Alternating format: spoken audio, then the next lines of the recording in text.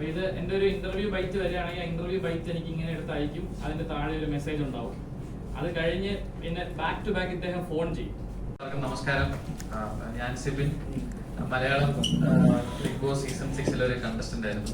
ഇതിന്റെ അഡ്വക്കേറ്റ് ആണ്, അഡ്വക്കേറ്റ് സൂര്യ, ഹൈക്കോടതിയിലാണ് പ്രാക്ടീസ് ചെയ്യുന്നത്. അപ്പോൾ ഇന്ന് എല്ലാവരെയും വിളിച്ചതെന്ന് പറഞ്ഞു കഴിഞ്ഞാൽ ഈ ബിഗ് ബോസ് ഷോയുമായി ബന്ധപ്പെട്ട് കുറച്ച് കാര്യങ്ങൾ എൻ്റെ ലൈഫിലുണ്ടായി. അത് ഒരു സാമൂഹികമായി പ്രശ്നം ഉള്ള ഒരു വിഷയമായിട്ട് മനസ്സിലാക്കിയതുകൊണ്ട് അത് നിങ്ങളെല്ലാവരിലൂടെയും ജനങ്ങളിലേക്ക് എത്തിക്കുക എന്നുള്ള ഒരു ഉദ്ദേശം കൊണ്ടാണ് ഞാൻ ഇങ്ങനെ ഒരു സ്റ്റെപ്പ് എടുത്തത് എൻ്റെ ലൈഫിൽ.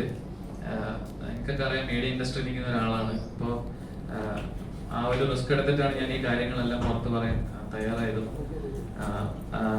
ഒരു പരാതി ഞാൻ ബിഗ് ബോസിനെതിരെ, അതായത് ബിഗ് ബോസ് സംഘാടകർക്കെതിരെ കൊടുത്തിരുന്നു ഇറങ്ങിയതിനു ശേഷം. കുറച്ചധികം കാലമായിട്ട് അതിന്റെ പുറകെ നടന്നതിന്റെ പേരിൽ ആ പരാതി ഞങ്ങൾ 2 സ്ഥലത്ത് പരാതി കൊടുത്തിരുന്നു. ഒന്ന് തമിഴ്നാട് DGP ആ പരാതി കൈക്കൊണ്ടു അവിടുത്തെ കൺസേൺ പോലീസ് സ്റ്റേഷനിലേക്ക് അത് എത്തി. ഇന്നലെ ആ പരാതി സ്വീകരിച്ചു. പരാതി നമ്പർ ജനറേറ്റ് ആയി. എന്നെ സ്റ്റേറ്റ്മെന്റ് എടുക്കാനായിട്ട് വിളിച്ചു അവര്. ഇന്നലെയാണ് വിളിച്ചത്. അതുകൊണ്ടാണ് ഇന്ന് തന്നെ പ്രസ് മീറ്റ് നമ്മൾ വിളിച്ചത്. നാളെ സ്റ്റേറ്റ്മെന്റ് കൊടുക്കാനായി പോകുന്നു. അതുപോലെ നമ്മൾ കേരള DGPക്കും പരാതി കൊടുത്തു. അദ്ദേഹം ആ പരാതി സ്വീകരിച്ച് എറണാകുളം സിറ്റി പോലീസ് കമ്മീഷണർക്ക് ആ പരാതി ഫോർവേഡ് ചെയ്തിട്ടുണ്ട്. ഇനി അവിടെ നിന്ന് തുടർ അന്വേഷണങ്ങൾ ഉണ്ടാവുമെന്ന് ഞങ്ങൾ അറിയിച്ചിട്ടുണ്ട്. അതിന്റെ പേരിലാണ് ഈ പ്രസ് മീറ്റ് വിളിച്ച് ഈ കാര്യങ്ങളാണ്. ഇത് സീരിയസ് വയലേഷൻസ് അടങ്ങുന്ന ഒരു കാര്യമായതുകൊണ്ടാണ് ഇത് ജനങ്ങളിലേക്ക് എത്തണം, നിങ്ങൾ വഴി ജനങ്ങളിലേക്ക് എത്തണം എന്നറിഞ്ഞുകൊണ്ട് ഈ പ്രസ് മീറ്റ് വിളിച്ചത്. ഇപ്പൊ ഞാൻ കൊടുത്ത പെറ്റീഷന്റെ റെസീറ്റ് ആണ് ഈ കാണുന്നത്. ഈ പെറ്റീഷനിൽ ഞാനത് വായിക്കാം. ഇതിൽ പറഞ്ഞിരിക്കുന്നത് complaint against Malayalam Bigg Boss season 6 for criminal conspiracy, human rights violation, wrongful confinement, wrongful restraint, criminal intimidation, cheating and dishonesty, defamation, negligent act likely to spread infection or disease dangerous to life, criminal conspiracy, violation of medical ethics and concern, violation of Drugs and Cosmetic Act 1940. ഇത്രയും violations ആണ് ഈ ഷോയ്ക്കെതിരെ ഉള്ളതെന്ന് മനസ്സിലാക്കിയിട്ടാണ് ഞങ്ങൾ പരാതി കൊടുത്തതും അത് accept ചെയ്തത്, അന്വേഷണം പ്രഖ്യാപിച്ചത്.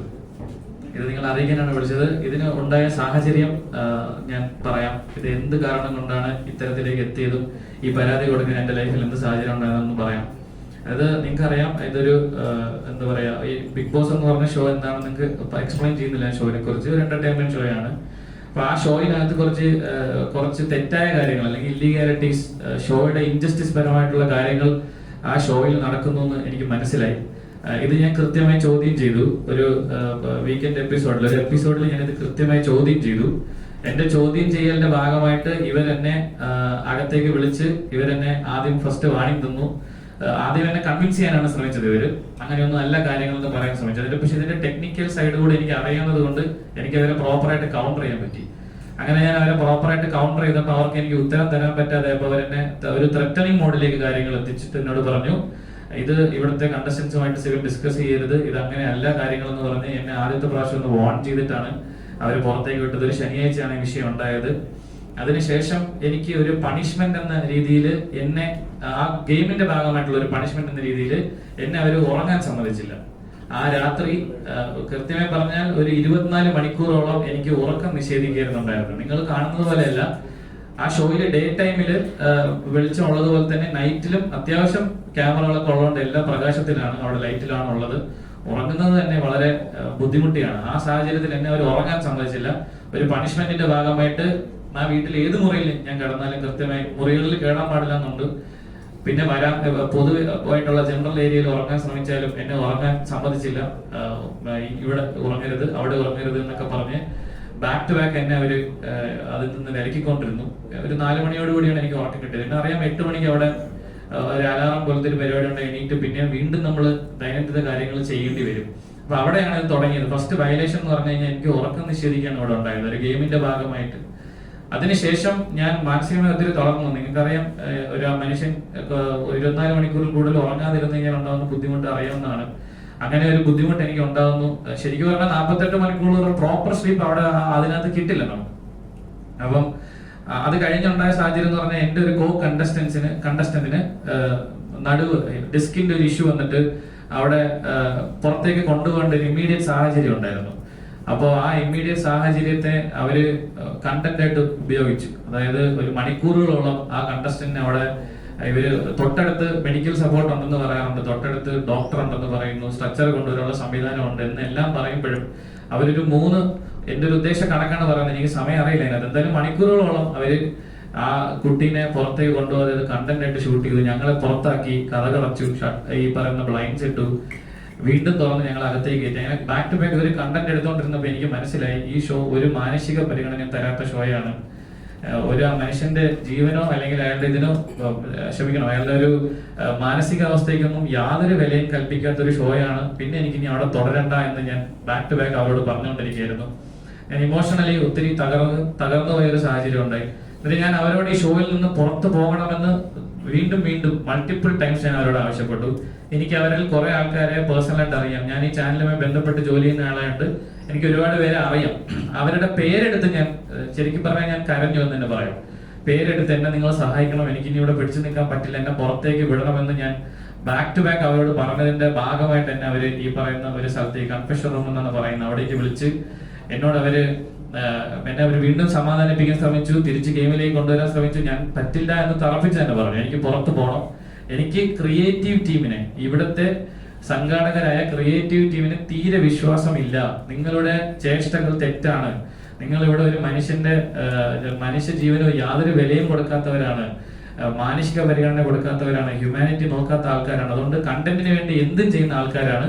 അതുകൊണ്ട് എനിക്ക് ഇവിടെ തുടരാൻ സാധിക്കില്ല എന്ന് ഞാൻ അവരടുത്ത് പറഞ്ഞതിന്റെ പേരിൽ ഇവരെന്നെ തിരിച്ച് വീണ്ടും ഗെയിമിലേക്ക് പുഷ് ചെയ്ത് കളയായിരുന്നുണ്ടായിരുന്നത്. വീണ്ടും മാറ്റി. അങ്ങനെ ഞാൻ അവിടെ നിസ്സഹകരണം പ്രഖ്യാപിച്ചു. ഞാൻ രാവിലെ തൊട്ട് ഭക്ഷണം കഴിക്കാതിരുന്നു, നിസ്സഹകരണം പ്രഖ്യാപിച്ചു. മത്സരത്തിൽ സഹകരിക്കില്ല എന്ന് പറഞ്ഞതിന്റെ പേരിൽ എനിക്കൊരു സൈക്കോളജിസ്റ്റിന്റെ സഹായം അവർ തന്നു. അദ്ദേഹത്തോട് ഞാൻ പറഞ്ഞത്, സൈക്കോളജിസ്റ്റ് അവിടെ ഇല്ല, ഞാൻ നിങ്ങളോട് പറയുകയാണ്, അവിടെ ഒരു സൈക്കോളജിസ്റ്റ് ഫിസിക്കലി പ്രസന്റ് അല്ല. ആ സൈക്കോളജിസ്റ്റ് വീഡിയോ കോളിലൂടെയാണ് വരുന്നത്. അദ്ദേഹം മുംബൈ ബേസ് ചെയ്തിട്ടുള്ള ഒരു സൈക്കോളജിസ്റ്റ് ആണെന്നാണ് മനസ്സിലാക്കാൻ സാധിച്ചത്. അദ്ദേഹത്തിന്റെ പേര് ഡോക്ടർ സാവന്ത് എന്നാണ്. അയാള് ബിഗ് ബോസിന്റെ എല്ലാ ബിഗ് ബോസ് ഷോസും കൺട്രോൾ ചെയ്യുന്ന എല്ലാ ബിഗ് ബോസ് ഷോയിലെയും മത്സരാർത്ഥികളെ അദ്ദേഹമാണ് പരിശോധിക്കുന്നതെന്നാണ് മനസ്സിലാക്കാൻ സാധിച്ചത്. അവർ പറഞ്ഞൊരാൾ അതാണ്. അപ്പൊ സാവന്ത് എന്ന് പറഞ്ഞ ഡോക്ടർ വീഡിയോ കോളിലൂടെ, വ്യക്തമല്ലാത്തൊരു വീഡിയോ കോളിലൂടെ എന്നെ കാണുകയും അദ്ദേഹത്തോട് ഞാൻ ഇതേ കൺസേൺ തന്നെ പറയുകയാണ്, ഇങ്ങനെ ഒരു ഹ്യൂമാനിറ്റി വാല്യൂ ഇല്ലാത്തൊരു ഷോയാണ് ഇവിടെ പ്രോപ്പർ എനിക്ക്. അപ്പൊ അദ്ദേഹം തന്നെ എന്നോട് ചോദിക്കുന്നു, എന്റെ സിബിന് ഉറങ്ങാത്ത പ്രശ്നമുണ്ടോ? ഞാൻ പറഞ്ഞു ഉറങ്ങിയിട്ടില്ല. അപ്പൊ അയാൾ എന്നോട് പറയാണ്, സിബിന് ഞാനൊരു മരുന്ന് തരാം ഉറങ്ങാനായിട്ട്, അത് കഴിക്കുമെന്ന് എന്നോട് ചോദിച്ചു. അപ്പൊ ഞാൻ പറഞ്ഞു, ഞാൻ സൈക്യാട്രിക് ഡ്രഗ് ജീവിതത്തിൽ ഇന്നേ വരെ എടുത്തിട്ടില്ല, ഞാൻ എടുക്കില്ല എന്നും പറഞ്ഞു, വാശി പറഞ്ഞു. എന്നാലും അദ്ദേഹം പറഞ്ഞു, സിബിന് വിശ്രമം ആവശ്യമാണ്, സിബിൻ ഒന്ന് പുറത്തേക്ക് പോയി കുറച്ചു നേരം ഉറങ്ങി വിശ്രമിച്ചിട്ട് തിരിച്ചു വരാൻ പറഞ്ഞു.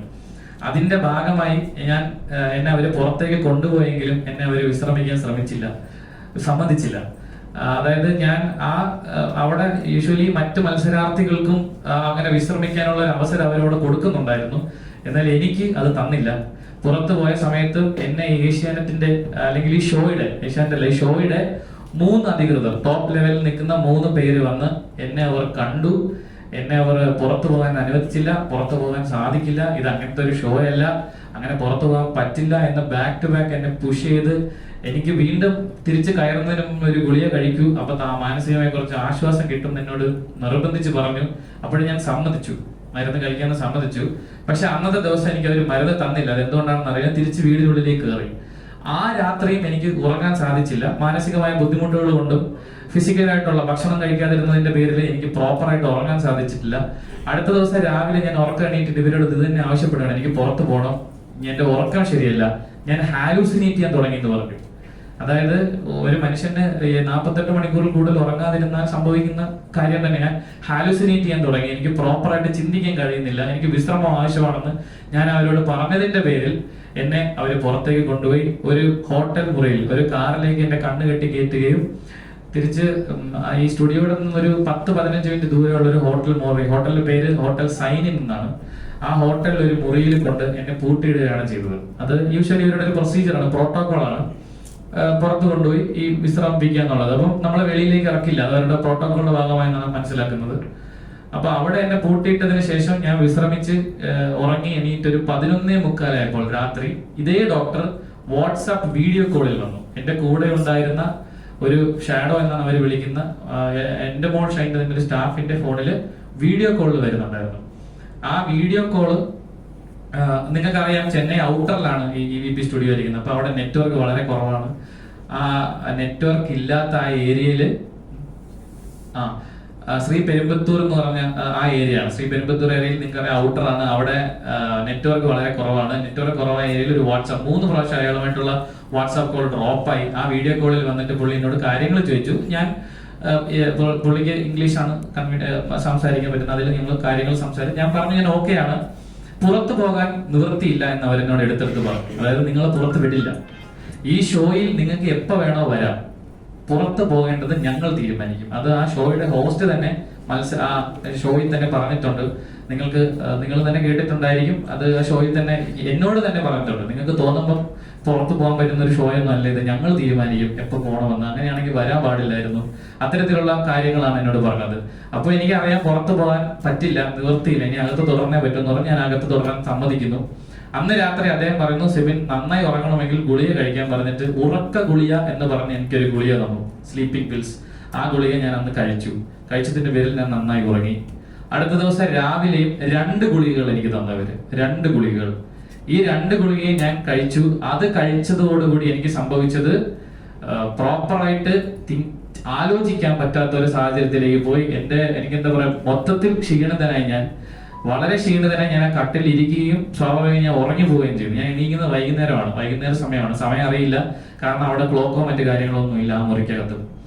ഈ സമയത്തും എന്റെ വീട്ടുകാര് ഈ ഷോ കണ്ടിട്ട് നിരന്തരമായി ഇവർ വിളിച്ചുകൊണ്ടിരിക്കുകയാണ്. എന്റെ എമർജൻസി കോൺടാക്ട് ആണെങ്കിലും എനിക്ക് എന്ത് സംഭവിച്ചു, എന്തിന് സിബിനെ പുറത്തേക്ക് കൊണ്ടുപോയി, എന്താണ് ആരോഗ്യ കാരണം, ഇവർ കൃത്യമായിട്ടോ അല്ലെങ്കിൽ ഫോൺ അറ്റൻഡ് ചെയ്ത് എന്താണ് എനിക്ക് സംഭവിച്ചെന്ന് പോലും ഇവരാരും പറയാൻ തയ്യാറായിട്ടില്ല. ഒരു മനുഷ്യര് പോലും, എന്റെ വീട്ടുകാരെയോ എനിക്ക് വേണ്ടപ്പെട്ട ആൾക്കാരെയോ എനിക്ക് എന്താണ് സംഭവിക്കുന്നത് ആ നിമിഷം വരെയും അറിയിച്ചിട്ടില്ല.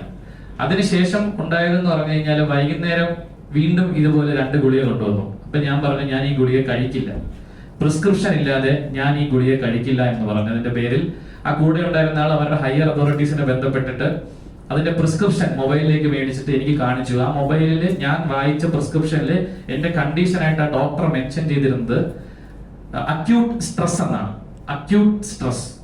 എന്നിട്ട് ഈ 2 ഗുളികകൾ, അതായത് ഒരു ഗുളികയുടെ പേര് ഞാൻ ഓർക്കുന്നില്ല, രണ്ടാമത്തെ ഗുളിക ഞാൻ ഓർക്കുന്നു, ഒലാൻസപ്പൈൻ എന്നാണ് ആ ഗുളികയുടെ പേര്, ഒലാൻസപ്പൈൻ. ഈ ഒലാൻസപ്പൈൻ മരുന്ന് എന്തിനാണ് ഉപയോഗിക്കുന്നത് ഞാൻ എന്റെ കൂടെയുള്ള ആ പയ്യനോട് ഗൂഗിൾ ചെയ്ത് ഒന്ന് പറയാൻ പറഞ്ഞു. അപ്പൊ അദ്ദേഹം അത് ഗൂഗിൾ ചെയ്യുകയും അത് സ്കീസോഫ്രീനിയ എന്ന് പറയുന്ന മാരകമായ രോഗത്തിന് കൊടുക്കുന്ന ഗുളികയാണെന്ന് ഞാൻ മനസ്സിലാക്കി. ഈ സ്കീസോഫ്രീനിയ അല്ലെങ്കിൽ ബൈപോളർ ഡിസോർഡർ, ഈ 2 അസുഖങ്ങളും നിശ്ചയിക്കണമെങ്കിൽ മിനിമം, ഞാനൊരു മെഡിക്കൽ വിദഗ്ധരുമായി സംസാരിച്ചപ്പോൾ മനസ്സിലാക്കിയത് ഈ അസുഖം ഡിറ്റർമിൻ ചെയ്യണമെങ്കിൽ മിനിമം 6 മാസത്തെ കൺസൾട്ടേഷൻ വേണം, ഏറ്റവും മിനിമം. പിന്നെ ഡെയിലി ലൈഫ് ജീവിക്കാൻ പറ്റില്ല, ഈ അസുഖമുള്ള ഒരു മനുഷ്യന് ഡെയിലി ലൈഫ് ജീവിക്കാൻ പറ്റില്ല. അത്തരത്തിൽ ബുദ്ധിമുട്ടുണ്ടാക്കുന്ന സൈക്യാട്രിയിൽ ഏറ്റവും എക്സ്ട്രീം ആയിട്ടുള്ള ഒരു രോഗമാണ് സ്കീസോഫ്രീനിയ. ആ സ്കീസോഫ്രീനിയ കൊടുക്കുന്ന മരുന്നാണ് ഇതെന്നും ഇത് എനിക്ക് കഴിക്കേണ്ട സാഹചര്യം ഇല്ലെന്ന് ഞാൻ മനസ്സിലാക്കി ഞാൻ കഴിക്കില്ല എന്ന് അവരോട് പറഞ്ഞു. ഇത് കഴിക്കാൻ പറ്റില്ല എനിക്ക് എന്ന് ഞാൻ പറഞ്ഞു. അപ്പോൾ എന്റെ കൂടെയുള്ള ആൾ അവരുടെ ഹയർ അതോറിറ്റീസിനെ അറിയിക്കുന്നു, സിബിൻ ഇത് കഴിക്കില്ല എന്ന് പറയുന്നു. തിരിച്ച് എനിക്ക് കിട്ടിയ മറുപടി ഇതാണ്, ഇത് കഴിച്ചില്ല എങ്കിൽ നിങ്ങൾക്ക് മത്സരത്തിനുള്ളിലേക്ക് തിരിച്ച് പ്രവേശിക്കാൻ പറ്റില്ല. പുറത്തു പോകാൻ പറ്റില്ലെന്ന് അവർ ഓൾറെഡി പറഞ്ഞു കഴിഞ്ഞു. മത്സരത്തിനുള്ളിലേക്ക് തിരിച്ച് പ്രവേശിക്കണമെങ്കിൽ ഈ മരുന്ന് നിർബന്ധമായും കഴിക്കണമെന്ന് പറഞ്ഞു.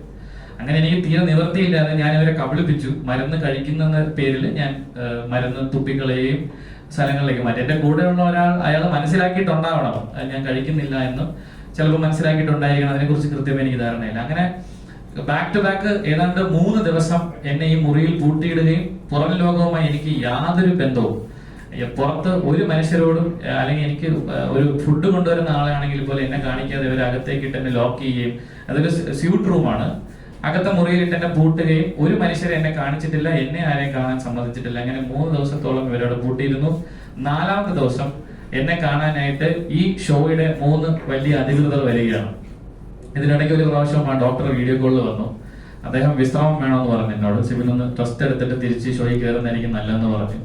അതിനുശേഷമാണ് 4ാമത്തെ ദിവസം ഈ ഷോയുടെ 3 അധികൃതർ വന്ന് എന്നോട് പറയുകയാണ്, സിബിന് ഈ ഷോയിൽ തുടരാൻ പറ്റില്ല, സിബിന് നമുക്ക് ആരോഗ്യപരമായ പ്രശ്നങ്ങളുണ്ട്, അതുകൊണ്ട് പുറത്തേക്ക് കൊണ്ടുപോകണം എന്ന്, പുറത്തു പോകുന്നതായിരിക്കും നല്ലത്, വിശ്രമിക്കണം എന്നാണ് പറയുന്നത്. എന്നിട്ട് അവിടെ വെച്ച് ഈ 3 പേരും നിർബന്ധിച്ച് എന്നെ കൊണ്ട് ഈ മരുന്ന് കഴിപ്പിച്ചു.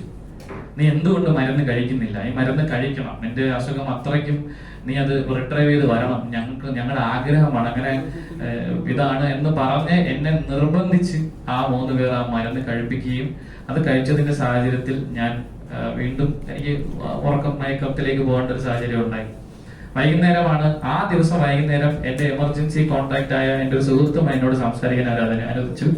സംസാരിച്ചപ്പോഴാണ് എനിക്ക് മനസ്സിലായത് ഇവര് എന്റെ വീട്ടിൽ ആ ദിവസം, അതായത് എനിക്ക് അവസാനം മരുന്ന് ദിവസം എന്റെ വീട്ടിൽ വിളിച്ച് ഇൻഫോം ചെയ്തത് എനിക്ക് സ്കീസോഫ്രീനിയ എന്ന് പറഞ്ഞ മാരകമായ രോഗമാണ്, വയലന്റ് ആണെന്ന് പറഞ്ഞു.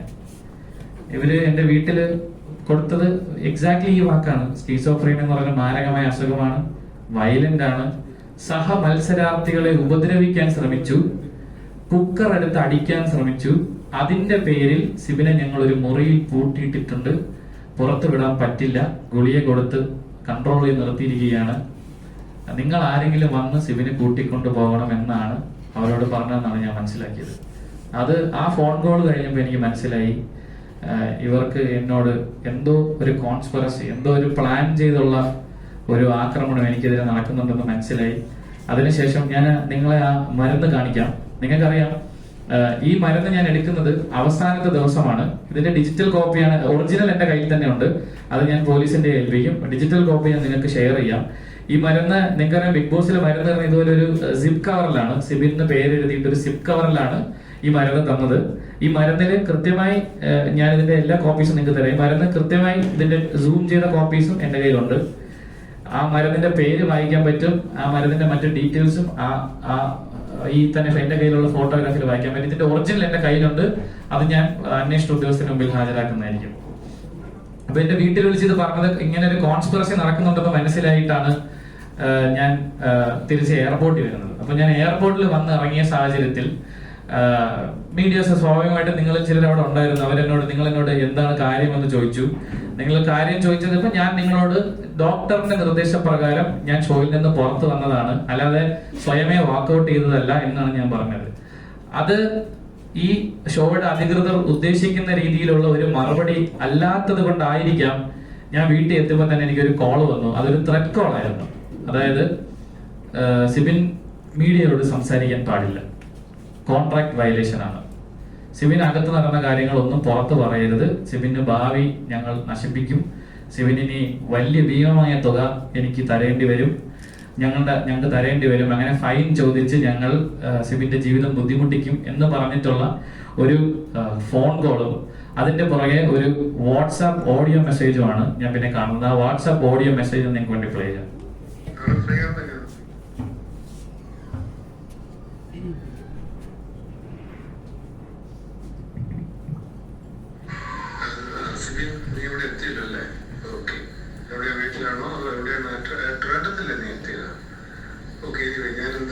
മെസ്സേജ് അയക്കുന്നു പറഞ്ഞാല് ഒരു കാരണവശാലും ഒരു ഇന്റർവ്യൂ ഒരു മീഡിയയുമായിട്ടും കൊടുക്കാൻ പാടില്ല. എയർപോർട്ടിൽ വന്നപ്പോൾ തന്നെ എന്താ പറഞ്ഞെന്ന് ഞാൻ കേട്ടു. അതിന്റെ ഒട്ടും അവിടെ വെച്ച് തന്നെ അത് അവോയ്ഡ് ചെയ്യേണ്ടതായിരുന്നു. എനിവേ നാളെ ഒരു മീഡിയയോട് പോലും സംസാരിക്കാൻ പാടില്ല. വളരെ ക്ലാരിറ്റിയോടെ കോൺട്രാക്റ്റിലുള്ളതാണ്. അതിന് ചെയ്തത് ബ്രീച്ച് ഓഫ് കോൺട്രാക്ട് ആണ്.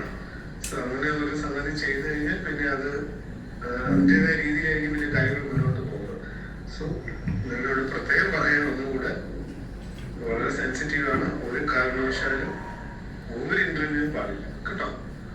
ഓക്കെ, നാളെ ഫ്രീ ആവുമ്പോൾ എന്നെ ഒന്ന് വിളിക്കാം. Thank you, good night.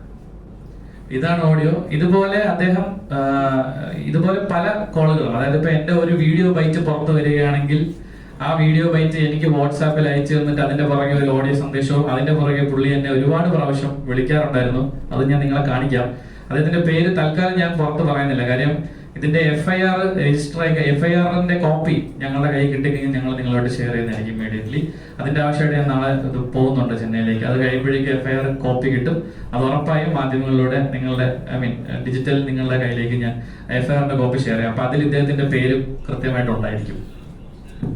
ഇത് ഞാനൊന്ന് കാണിക്കാം പുള്ളി എന്താണ് എനിക്ക് അയക്കുന്ന മെസ്സേജസ്. ഇവര് വാട്സാപ്പിൽ വിളിക്കാറുള്ളൂ കേട്ടോ, ഇവര് നോർമൽ കോൾ വിളിക്കാറില്ല. കാര്യം വാട്സാപ്പിൽ വിളിച്ചു കഴിഞ്ഞാൽ നമുക്ക് വോയിസ് കോൾ റെക്കോർഡ് ചെയ്യാൻ പറ്റില്ല. അതുകൊണ്ട് ഇവര് എന്നെ വിളിക്കുന്നത് നോർമൽ കോൾ വിളിക്കാറില്ല, വാട്സാപ്പിലാണ് വിളിക്കുന്നത്. ഞാനൊന്ന് കാണിക്കാം. അപ്പൊ ഇത് എന്റെ ഒരു ഇന്റർവ്യൂ ബൈറ്റ് വരികയാണെങ്കിൽ ആ ഇന്റർവ്യൂ ബൈറ്റ് എനിക്ക് ഇങ്ങനെ എടുത്ത് അയക്കും, അതിന്റെ താഴെ ഒരു മെസ്സേജ് ഉണ്ടാവും. അത് കഴിഞ്ഞ് പിന്നെ ബാക്ക് ടു ബാക്ക് ഇദ്ദേഹം ഫോൺ ചെയ്യും. കഴിയുന്ന കോൾസ് ഒക്കെ ഞാൻ ഇഗ്നോർ ചെയ്യാറുണ്ട്, എന്നാലും പുള്ളി ബാക്ക് ടു ബാക്ക് എന്നെ വീണ്ടും ഇതുപോലെ ഓരോ ഓഡിയോ മെസ്സേജ് അയച്ച് ത്രട്ടനിങ് ഓഡിയോ മെസ്സേജസ് ആണ്. ഇത് ഞാൻ നിയമപരമായിട്ടുള്ള പ്രശ്നങ്ങളുള്ളതുകൊണ്ടാണ് ഇപ്പൊ പ്ലേ ചെയ്യാത്തത്. കാര്യം ത്രട്ടൻ കേസും ഇതിന്റെ പുറകിലുള്ളത് കൊണ്ട് അതിന് വേണ്ടിയിട്ട് ഒരു ഡിഫൻസ് സെറ്റ് ചെയ്യാതിരിക്കാനാണ് നമ്മൾ പ്ലേ ചെയ്തിരിക്കുന്നത്. ബാക്ക് ടു ബാക്ക് എന്റെ ഓരോ ഏത് മീഡിയ, ഇപ്പൊ ഞാൻ ഇത് ലുലു മോളിൽ കൊടുത്ത ഒരു ചെറിയൊരു ബൈറ്റ് ആണ്, അത് വെച്ച് വരെ എന്നെ ത്രട്ടൻ ചെയ്തിട്ടുണ്ട്. എന്തിനാണ് ഇങ്ങനെ സംസാരിക്കാൻ, നീ 100ാമത്തെ ദിവസം നീ എന്ത് പറയും, നീ എന്താണ് ചെയ്യാൻ പോകണം, നിനക്കൊരു ജീവിതമില്ലേ, അങ്ങനെ പറഞ്ഞ് പല രീതിയിലുള്ള ഇത്രയും ബാക്ക് ടു ബാക്ക്. ഈ അടുത്ത ദിവസം ഞാൻ ടു ബി എക്സാക്ട് ഞാൻ ഈ മൂവി വേൾഡ് ഒരു ഇന്റർവ്യൂ കൊടുക്കുന്ന ദിവസം വരെയും ഇവരെന്നെ വിളിച്ചുകൊണ്ടിരുന്നു. അതിനുശേഷമാണ് ഇവരുടെ വിളി നിന്നത്. അപ്പൊ ഇങ്ങനെ back to back threatening calls, അത് എനിക്ക് മാത്രമല്ല എന്റെ ചുറ്റുമുള്ളവരെയും വിളിക്കാറുണ്ട്. എന്റെ സുഹൃത്തുക്കളെ വിളിച്ച് പറയുന്നത് സിബിനൊരു ജീവിതമില്ലേ, അവനോട് പറഞ്ഞ് മനസ്സിലാക്കണം, അവനെ ഞങ്ങൾ ബ്ലാക്ക് ലിസ്റ്റ് ചെയ്തിരിക്കുകയാണ്. പിന്നെ കൂട്ടുകാർക്കുള്ള ത്രട്ട് ഇതാണ്, അവനുമായി സഹകരിച്ചാൽ നിങ്ങളെയും ബ്ലാക്ക് ലിസ്റ്റ് ചെയ്യും, നിങ്ങളും ഇനി മീഡിയയിൽ വർക്ക് ചെയ്യില്ല, ഭീമമായ തുക അതിൽ നിന്ന് ഞങ്ങൾ നഷ്ടപരിഹാരം മേടിക്കും. അങ്ങനെയുള്ള ത്രട്ടനിങ്ങും ഇതിന്റെ പിന്നിൽ ഉണ്ടായിട്ടുണ്ട്. ഇനി ഇതിന് കഴിഞ്ഞ് അടുത്ത സംഭവിച്ചതെന്ന് പറഞ്ഞാൽ ഇദ്ദേഹത്തിന് എന്റെ അടുത്ത് ദേഷ്യം വരാനുള്ള കാര്യം, ഇദ്ദേഹം തന്നെ എനിക്ക് ഒരു നിശ്ചിത ഫീസ് ആദ്യം ഈ പേയ്മെന്റ് തീരുമാനിച്ചിരുന്നു, ഒരു എമൗണ്ട് തീരുമാനിച്ചിരുന്നു. അതിന്റെ 50% ഇദ്ദേഹത്തിന് കൊടുത്താൽ മാക്സിമം ദിവസം എന്നെ അവിടെ നിർത്തി തരാമെന്ന് ഇയാൾ പറഞ്ഞിരുന്നു. ഇതാണ് നിന്റെ പേയ്മെന്റ്, ഒരു തുക പറഞ്ഞിട്ട് അതിന്റെ പകുതി പൈസ തരാമെങ്കിൽ മാക്സിമം ദിവസം സിബിനെ അവിടെ നിർത്തി തരാം എന്ന് എന്നോട് പറഞ്ഞാൽ ഞാൻ അത് പറ്റില്ല, അത് അങ്ങനെ സാഹചര്യം ഇല്ല, അതിന്റെ ആവശ്യമില്ല സാറെന്ന് ഞാൻ പറഞ്ഞു. അങ്ങനെ പറഞ്ഞതിന്റെ പേരിൽ എന്റെ പേയ്മെന്റ് ഒരു വളരെ ഏറ്റവും മിനിമം പേയ്മെന്റിലേക്ക് ഇവർ എത്തിച്ചു. പിന്നെ ആ സമയത്ത് ഞാൻ കയറുന്ന കാര്യങ്ങൾ കൺഫേം ആയതുകൊണ്ടും മറ്റു കാര്യങ്ങളുള്ളത് കൊണ്ടും ഞാൻ എന്താ പർച്ചേസും കാര്യങ്ങളൊക്കെ കഴിഞ്ഞു, ഒരുപാട് തുക ഈ ഷോയ്ക്ക് വേണ്ടി ഇൻവെസ്റ്റ് ചെയ്ത് പോയി.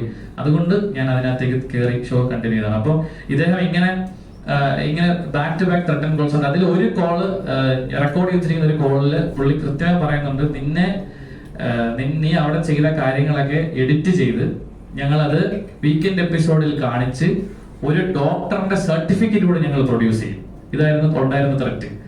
അപ്പൊ ഞാൻ മനസ്സിലാക്കേണ്ട, ഒരു വീഡിയോ കോളിൽ വന്ന് ഒരു ഡോക്ടറിന് മനസ്സിലാക്കി എനിക്ക് സ്കീസോഫ്രീയാണെന്ന് പറയാൻ മാത്രമുള്ള സിമ്പിൾ ആയിട്ടുള്ള ഒരു അസുഖമാണോ ഇതെന്ന് തന്നെ ഞാൻ ചിന്തിച്ചിട്ടുണ്ട്. ആ രീതിയിൽ വരെ ഇദ്ദേഹം എന്നെ ത്രട്ടൻ കോൾ ചെയ്തിട്ടുണ്ട്.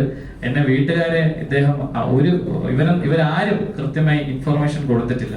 അങ്ങനെ ബാക്ക് ടു ബാക്ക് ത്രെറ്റ് വന്ന് അവസാനം നിവൃത്തിയില്ലാതെയാണ് ഞാൻ ഇതൊരു നിയമപരമായി നേരിടാം എന്ന് പറയുന്ന ഒരു കാര്യത്തിലേക്ക് എത്തിച്ചേർന്ന് നിയമോപദേശം കൃത്യമായി ലഭിച്ചു. അതിന്റെ പേരിലാണ് ഞങ്ങൾ കേസ് കൊടുക്കാനായിട്ട് തമിഴ്നാട്ടിൽ പോയത്. ഞങ്ങൾ തമിഴ്നാട്ടിൽ ചെന്ന് ഇതിന്റെ കൺസേൺ സ്റ്റേഷനായ നസറത്പട്ട് സ്റ്റേഷൻ, അവിടെ ഞങ്ങൾ പരാതി കൊടുക്കാൻ ചെന്നപ്പോൾ തന്നെ ഞങ്ങൾ പരാതി അവർ സ്വീകരിച്ചില്ല. ആ SHO കൃത്യമായി ഇവരുടെ കൺട്രോളിലാണ് ആ സ്റ്റേഷൻ എന്ന് ഞങ്ങൾക്ക് മനസ്സിലായി.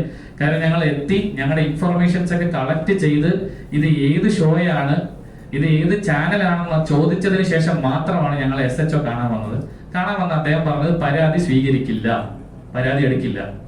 അപ്പം അദ്ദേഹം ഇതിന്റെ നിയമവശങ്ങൾ പറഞ്ഞ് പരാതി സ്വീകരിച്ച് റെസീപ്റ്റ് ചോദിച്ചപ്പോൾ അദ്ദേഹം പറഞ്ഞു തരാൻ പറ്റില്ല, നിങ്ങൾ വേണമെങ്കിൽ DGPക്ക് പരാതി കൊടുത്തെന്ന് പറഞ്ഞു, ACPക്ക് പരാതി കൊടുത്തെന്ന് പറഞ്ഞു. അങ്ങനെ ഞങ്ങൾക്ക് അവിടെ നീതി കിട്ടില്ലെന്ന് മനസ്സിലായി. ഞങ്ങൾ പുറത്തിറങ്ങിയപ്പോൾ ഞങ്ങൾ അവിടെ നിന്നും ഒരു ഇന്നോവ കാർ ഫോളോ ചെയ്യുന്നു. അപ്പൊ ഫോളോ ചെയ്യുന്ന മനസ്സിലാക്കി തൊട്ടടുത്തുള്ള ഒരു കോടതിയിലേക്ക് ഞങ്ങൾ വണ്ടി കയറ്റി. അവിടുത്തെ മജിസ്ട്രേറ്റിനെ കാണാനായിരുന്നു ഞങ്ങളുടെ ഉദ്ദേശം. അവിടെ എത്തിയപ്പോൾ ആ വണ്ടിയിൽ നിന്ന് വന്ന 4 പേരുണ്ടായിരുന്നു. അതിൽ ഒരാളെ ഞാൻ ഐഡന്റിഫൈ ചെയ്തിട്ടുണ്ട്. അയാളുടെ പേര് ജീവ എന്നാണ്. ഈ ജീവ എന്ന് പറയുന്നത് എൻഡമോൾ ഷൈന്റെ ഒരു സ്റ്റാഫാണ്. ഞാൻ ഫോട്ടോ കാണിക്കുന്നില്ല, ഫോട്ടോ എന്റെ കയ്യിലുണ്ട്, അദ്ദേഹത്തിന്റെ ഡീറ്റെയിൽസും ഫോൺ നമ്പറും ഒക്കെ എന്റെ കയ്യിലുണ്ട്. ജീവയാണ് എന്നാണ് അയാളുടെ പേര്. അയാൾ എൻഡമോളിന്റെ സ്റ്റാഫാണ്. അയാളെ ഞാൻ നേരിട്ട് അങ്ങോട്ട് പോയി ഞാൻ സംസാരിച്ചു, എന്താണ് ഇവിടെ എന്ന് ചോദിച്ചപ്പോൾ പുള്ളി വേറൊരു കള്ളം പറഞ്ഞു. അത് കള്ളമാണെന്ന് എനിക്ക് മനസ്സിലായി. കാര്യം ആ സമയത്ത് ആ കോടതിയിൽ അങ്ങനെ ഒരു കാര്യം ചെയ്യാൻ പറ്റില്ല. അപ്പോ അതിനുശേഷം അവിടെ ഉണ്ടായിരുന്ന ഒരു അഡ്വക്കേറ്റ് ഞങ്ങളെ വന്ന് കണ്ടിട്ട്, നിങ്ങൾക്ക് ലോക്കൽ ത്രെറ്റ് ഉണ്ട്, ഇവിടെ നിൽക്കണ്ട, നിങ്ങൾ ഇവിടുന്ന് പോകുന്നതാണ് നല്ലതെന്ന് പറഞ്ഞു. ഞങ്ങൾ അന്നേ ദിവസം അവിടെ നിന്ന് പോയി. അടുത്ത ദിവസമാണ് ഞങ്ങൾ DGPക്ക് പരാതി കൊടുത്തത്. DGP ആ പരാതി കേൾക്കുകയും കൃത്യമായി നടപടി എടുക്കാമെന്ന് ഉറപ്പുവരും. DGPക്ക് ഞങ്ങൾ തമിഴ്നാട് DGPക്ക് കൊടുത്ത പരാതിയുടെ റെസീറ്റാണിത്. ആ പരാതിയിന്മേൽ കൃത്യമായ ആക്ഷൻസ് എടുത്തിട്ടുണ്ട്. ആ ആക്ഷന്റെ ഭാഗമായിട്ടാണ് എന്നെ ഇന്നലെ വിളിച്ച് നിങ്ങളുടെ കേസിന് നമ്പർ ആയിട്ടുണ്ട്, സ്റ്റേറ്റ്മെന്റ് തരാനായിട്ട് ചെന്നൈയിൽ വരണമെന്ന് പറഞ്ഞത്. അപ്പം ഞാനിത് പബ്ലിക്കിൽ ടേക്കപ്പ് ചെയ്യാനുള്ള കാരണം എന്ന് പറഞ്ഞു കഴിഞ്ഞാൽ, ഈ ബിഗ് ബോസ് എന്ന് പറഞ്ഞ ഷോ ഹ്യൂമൻ റൈറ്റ്സിന്റെ 100% ഹ്യൂമൻ റൈറ്റ്സ് വയലേഷൻ ആണ്. അതായത് ഇവർക്ക് വേണ്ട രീതിയിൽ മത്സരം നടക്കുവാനായിട്ട് ഒരു മനുഷ്യന്റെ ജീവിതത്തിനെ അല്ലെങ്കിൽ ജീവനെ തന്നെ ഭീഷണിയാവുന്ന രീതിയിൽ ഇവർ അതിനകത്ത് കാര്യങ്ങൾ ചെയ്യാറുണ്ട്. ഒന്ന്, ഗെയിമിനുള്ളിൽ ഇവർക്ക് എന്ത് മാറ്റങ്ങളോ ഫേവറിറ്റിസോ ഒക്കെ കാണിക്കാമായിരിക്കും. പക്ഷെ ഒരു മനുഷ്യന്റെ എന്താ പറയാ സ്വഭാവം മറ്റു രീതിയിൽ ഇവര് എഡിറ്റിംഗിൽ മാനിപ്പുലേറ്റ് ചെയ്ത് ചിത്രീകരിക്കുന്നു. അതിലും തീരാത്ത ആൾക്കാരെ മരുന്ന് കൊടുത്ത് പരീക്ഷണ വസ്തുക്കളായിട്ട് ഇവർ ഉപയോഗിക്കുന്നത്. അത് ആർക്ക് വേണ്ടി? ഇവർക്ക് ആരാണ് മരുന്ന് സപ്ലൈ ചെയ്യുന്നത്? ഏത് ഫാർമസ്യൂട്ടിക്കൽ കമ്പനിയാണ് അത് ചെയ്യുന്നത്? ആർക്ക് വേണ്ടിയിട്ടാണ് ഇവർ ഇത്തരത്തിലുള്ള ഒരു പരീക്ഷണങ്ങൾ നടത്തുന്നത്? അങ്ങനെ ഇപ്പം നമ്മൾ മൃഗങ്ങൾക്ക് മരുന്നെടുത്ത് പരീക്ഷിച്ചിട്ട് ആ മൃഗങ്ങൾ എന്ത് ചെയ്യുന്നു, ഏത് രീതിയിൽ പെരുമാറുന്നെന്ന് ഒബ്സർവ് ചെയ്യാനുള്ള ഒരു കൃത്യമായ ഒരു ഇതിലാണല്ലോ മരുന്നിന്റെ ടെസ്റ്റും കാര്യങ്ങളൊക്കെ നടക്കുന്നത്. അങ്ങനെ ഒരുപാട് ചോദ്യങ്ങൾ ഇതിന്റെ പുറകിലുണ്ട്. ആ ചോദ്യങ്ങളൊക്കെ ഞങ്ങൾ ഈ പരാതിയിലൂടെ മുന്നിലേക്ക് വെക്കുകയാണ്. ഇതിന് കൃത്യമായ ഒരു നടപടി ഉണ്ടാകുമെന്ന് ഞാൻ പ്രതീക്ഷിക്കുന്നു. ഞാൻ നിയമത്തിലെ വിശ്വാസമുണ്ട്. എനിക്ക് ഒരു കോർപ്പറേറ്റ് കമ്പനിയാണ് അപ്പുറത്തുള്ളതെന്ന് കൃത്യമായ ബോധ്യത്തോടു കൂടിയാണ് ഞങ്ങൾ ഇറങ്ങിയത്. നീതി ലഭിക്കുമെന്ന് പൂർണ്ണമായ ബോധ്യമുണ്ട്. അത് മാത്രമല്ല, എനിക്ക് ജനങ്ങളിലേക്ക് ഇത് എത്തിക്കണം, എല്ലാവരും അറിയണം. ഒരു ഷോയുടെ മറവിൽ ഇവര് കാണിക്കുന്ന ഈ പറയുന്ന ഹ്യൂമൻ റൈറ്റ്സ് വയലേഷൻ, ഒരു മനുഷ്യന്റെ ജീവന് പോലും യാതൊരു ഒരു വിലയും കൊടുക്കാത്ത രീതിയിലാണ് ഇവർ കാര്യങ്ങൾ ചെയ്യുന്നത്. എന്തിന് എന്റെ അച്ഛൻ വയ്യാതായി, അദ്ദേഹത്തിന് ഹാർട്ട് ഓപ്പറേഷൻ ആണെന്നുള്ള കാര്യം എന്നെ അറിയിക്കണമെന്ന് പറഞ്ഞപ്പോൾ പോലും ഇവര് സമ്മതിച്ചില്ല.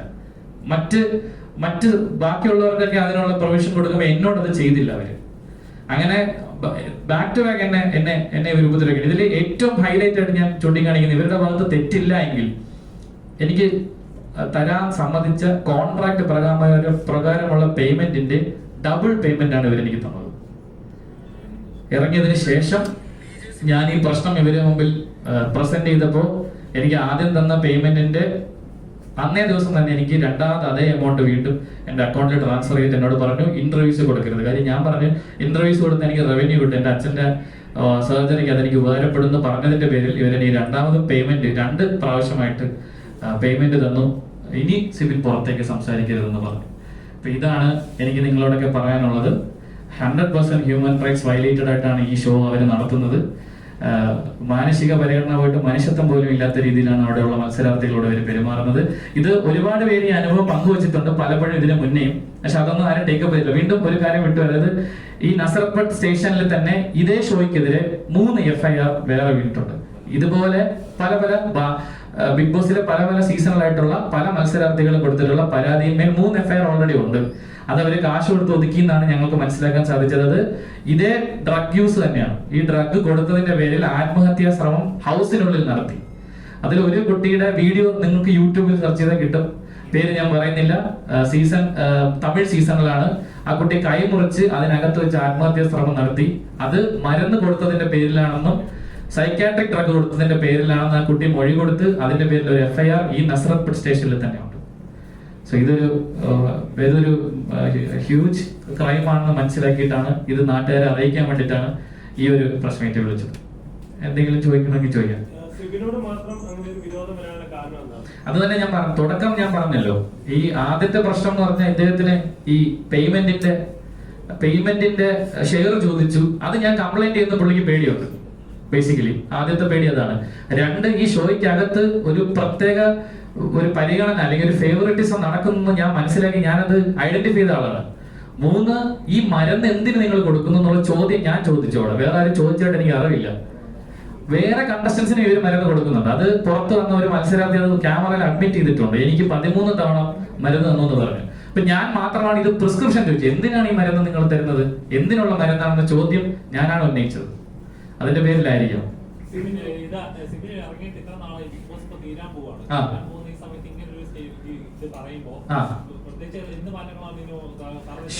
ഇനി ഈ ഷോ ഇതോടെ തീരുന്നില്ല എന്നാണ് ഞാൻ മനസ്സിലായി. ഇനി നടന്നാലും ഈ ഷോയ്ക്ക് അഗൈൻസ്റ്റ് അല്ല ഞാൻ പറയുന്നത്. ഈ ഷോയിൽ നടക്കുന്ന ഇല്ലീഗാലിറ്റീസ് ആണ് ഞാൻ ഹൈലൈറ്റ് ചെയ്യുന്നത്. ഇത് കാരണം എത്രയോ ജീവനുകൾ എന്ന് ഞാൻ പറയാം, എത്രയോ ആൾക്കാരുടെ ലൈഫാണ് ഇത് കാരണം നഷ്ടപ്പെട്ടുള്ളത്. നിങ്ങളൊരു ഹിസ്റ്ററി എടുത്ത് നോക്കിയാൽ നിങ്ങൾക്ക് അറിയാൻ പറ്റും പുറകിലേക്ക്. ഇല്ല, വിളിച്ചിരുന്നില്ല. എന്നെ ഷോയിലേക്ക് തിരിച്ചു വിളിച്ചില്ല. ഞാൻ വന്നതിന് ശേഷം എന്നെ ഒരു പ്രാവശ്യം എനിക്ക് ഫോൺ കോൾ വന്നിരുന്നു. അത് ഈ പറഞ്ഞ വീക്കെൻഡ് എപ്പിസോഡിൽ വരണം, വന്ന് ഈ പറയുന്ന ഒരു നോർമൽ സെൻഡ് ഓഫ് തരാം. അത് ഞാൻ മനസ്സിലാക്കിയത് ഞാൻ പുറത്തായതിനു ശേഷം ഒരു എന്നെ പുറത്താക്കിയത് അനധികൃതമായ ആണെന്നുള്ള ഒരു ജനരോഷം ഉണ്ടായപ്പോ ഈ പറഞ്ഞ കാരണം കാണിക്കൽ അവിടെ എന്നെ വിളിച്ചു വരുത്തിയിട്ട് ഈ പറഞ്ഞ നേരത്തെ അദ്ദേഹം പറഞ്ഞ അതേ കാര്യങ്ങൾ ഏതാണ് എന്റെ ഫൂട്ടേജസും ഡോക്ടറിന്റെ സർട്ടിഫിക്കറ്റ് ഉൾപ്പെടെ കാണിക്കാനാണ് എന്ന് ഞാൻ മനസ്സിലാക്കിയതുകൊണ്ട് ഞാൻ പോയില്ല. ഞാൻ ഇതിന്റെ നിയമവശങ്ങൾ എന്റെ അഡ്വക്കേറ്റ് ഒന്ന് നിയമപരമായിട്ടുള്ള കാര്യങ്ങൾ സംസാരിക്കും, എന്നിട്ട് ചോദ്യങ്ങൾ എടുക്കാം. സിബിന്റെ ഒരു കാര്യം കൂടി ഏതാണ്? അതെ അതെ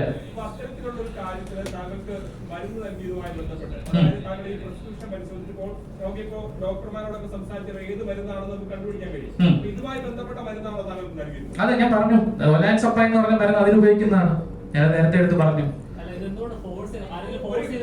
അതെ ഞാൻ പറഞ്ഞല്ലോ ആദ്യം അവരവിടെ നിർബന്ധമായി നീ മരുന്ന് കഴിക്കണം എന്ന് പറഞ്ഞു. ആ 3 പേര് നിർബന്ധമായി മരുന്ന് കഴിക്കണം എന്ന് പറഞ്ഞു. അതിന് മുന്നേ എന്നോട് ഇത് ഉറക്ക ഗുളിയാന്ന് പറഞ്ഞ് തെറ്റിദ്ധരിപ്പിച്ചാണ് കഴിപ്പിച്ചത്.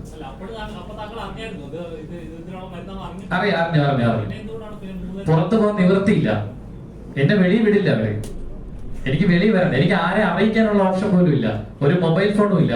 അവിടെ ആ ജനൽ തുറന്നു കഴിഞ്ഞാൽ ഒരു വലിയ ഗ്രൗണ്ട് മാത്രമാണുള്ളത് ആ ഹോട്ടലിൽ. മാനസികമായിട്ട് തളർന്ന ഒരു സിറ്റുവേഷൻ ഉണ്ടായി എപ്പിസോഡ് കഴിഞ്ഞിട്ട്. അപ്പം അതിന് കാരണം എന്താ? ലാലേട്ടനോട് ഒരു സ്നേഹം ആയതുകൊണ്ടാണ്. ഞാൻ പറഞ്ഞല്ലോ തളർന്നത് എന്റെ ക്യാരക്ടർ അസാസിനേഷൻ. ഞാൻ അല്ലാത്ത രീതിയിൽ അവരവിടെ എഡിറ്റ് ചെയ്ത് പോർട്രേറ്റ് ചെയ്തു. ഞാൻ പറയാത്ത കാര്യങ്ങൾ ഞാൻ പറഞ്ഞത് അല്ലെങ്കിൽ ഞാൻ പറഞ്ഞ കാര്യങ്ങൾ വേറെ രീതിയിലേക്ക് പോർട്രേറ്റ് ചെയ്ത് അവിടെ കാണിച്ചു. എന്നെ ഒരു വേറൊരാളായിട്ട് അവർ ചിത്രീകരിക്കാൻ ശ്രമിക്കുന്നതായിട്ട് എനിക്ക് മനസ്സിലായി. അങ്ങനെ എല്ലാ മത്സരാർത്ഥികളോടും ചെയ്യുന്ന കാര്യങ്ങളല്ല എന്നോട് ചെയ്യുന്നതാണ് ഞാൻ മനസ്സിലാക്കുന്നത്. ഞാൻ ഈ ഷോയ്ക്കുള്ളിൽ അവർക്ക് ഷോയുടെ നല്ലതിന് വേണ്ടിയിട്ട് അല്ലെങ്കിൽ ഷോയുടെ TRPക്ക് വേണ്ടി എന്തും ചെയ്യാം. എന്റെ കൺസേൺ അതല്ല സഹോദരൻ. എന്റെ കൺസേൺ പുറത്തിറങ്ങിയതിനു ശേഷം എന്നെ എന്തിന് ഇവര് 3-4 ദിവസത്തോളം അടച്ചു വെച്ചിരുന്നു? എന്തിന് എനിക്ക് സൈക്യാട്രിക് ഡ്രഗ് നൽകി? എന്റെ വീട്ടുകാരെ എന്തുകൊണ്ട് ഇവര് കൃത്യമായ കാര്യങ്ങൾ അറിയിച്ചില്ല? എനിക്ക് എന്താണ് സംഭവിക്കുന്നത് എന്നെ അറിയിച്ചില്ല. എന്റെ വീട്ടിൽ വിളിച്ച് എനിക്ക് മാനസിക രോഗമാണെന്ന്, സ്കീസോഫ്രീനിയാണെന്ന് എന്തിന് ഇവര് കള്ളം പറഞ്ഞു? ഇതാണ് എന്റെ കൺസേൺ. ഷോയ്ക്കുള്ളിൽ അവർക്ക് എന്ത് ചെയ്യാം? ഞാൻ ഇതിന്റെ നിയമവശങ്ങൾ എന്താണെന്നുള്ളത് അഡ്വക്കേറ്റ് സംസാരിച്ചിട്ട് ഞാൻ നമുക്ക് പറഞ്ഞോ. ഇപ്പം 2 കാര്യങ്ങൾ പ്ലേ ചെയ്തു.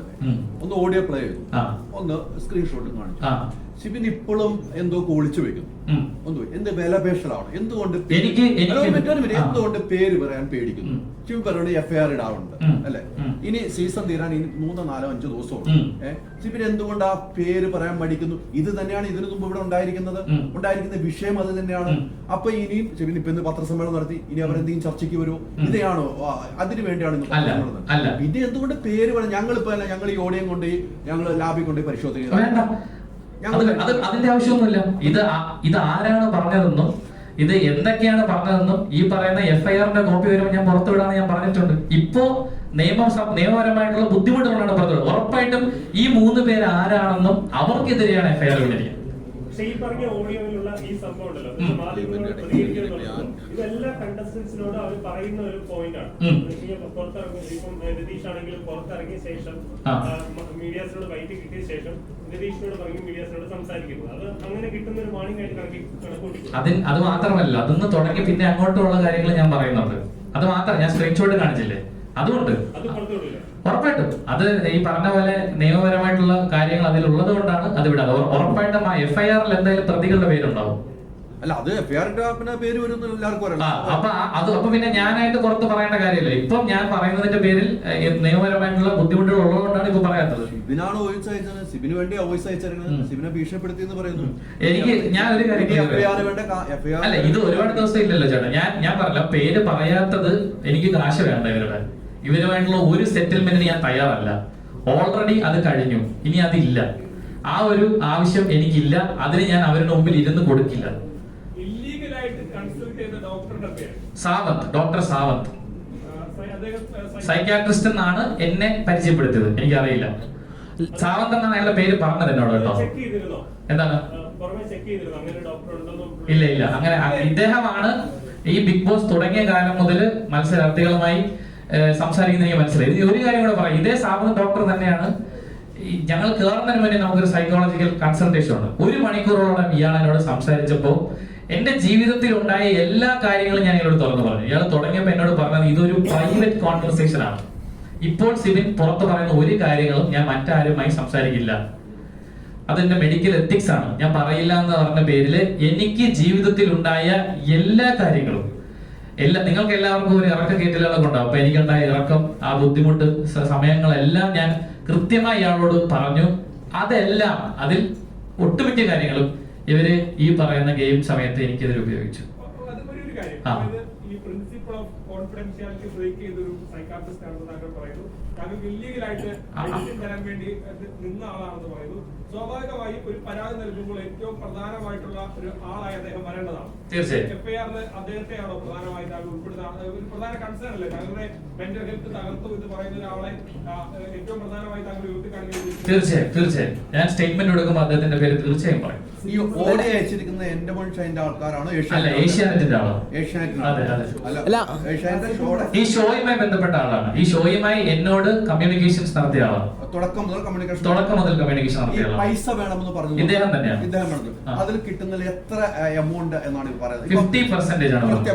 കൃത്യമായിട്ട് വേണം. അപ്പോൾ കൊടുക്കില്ല.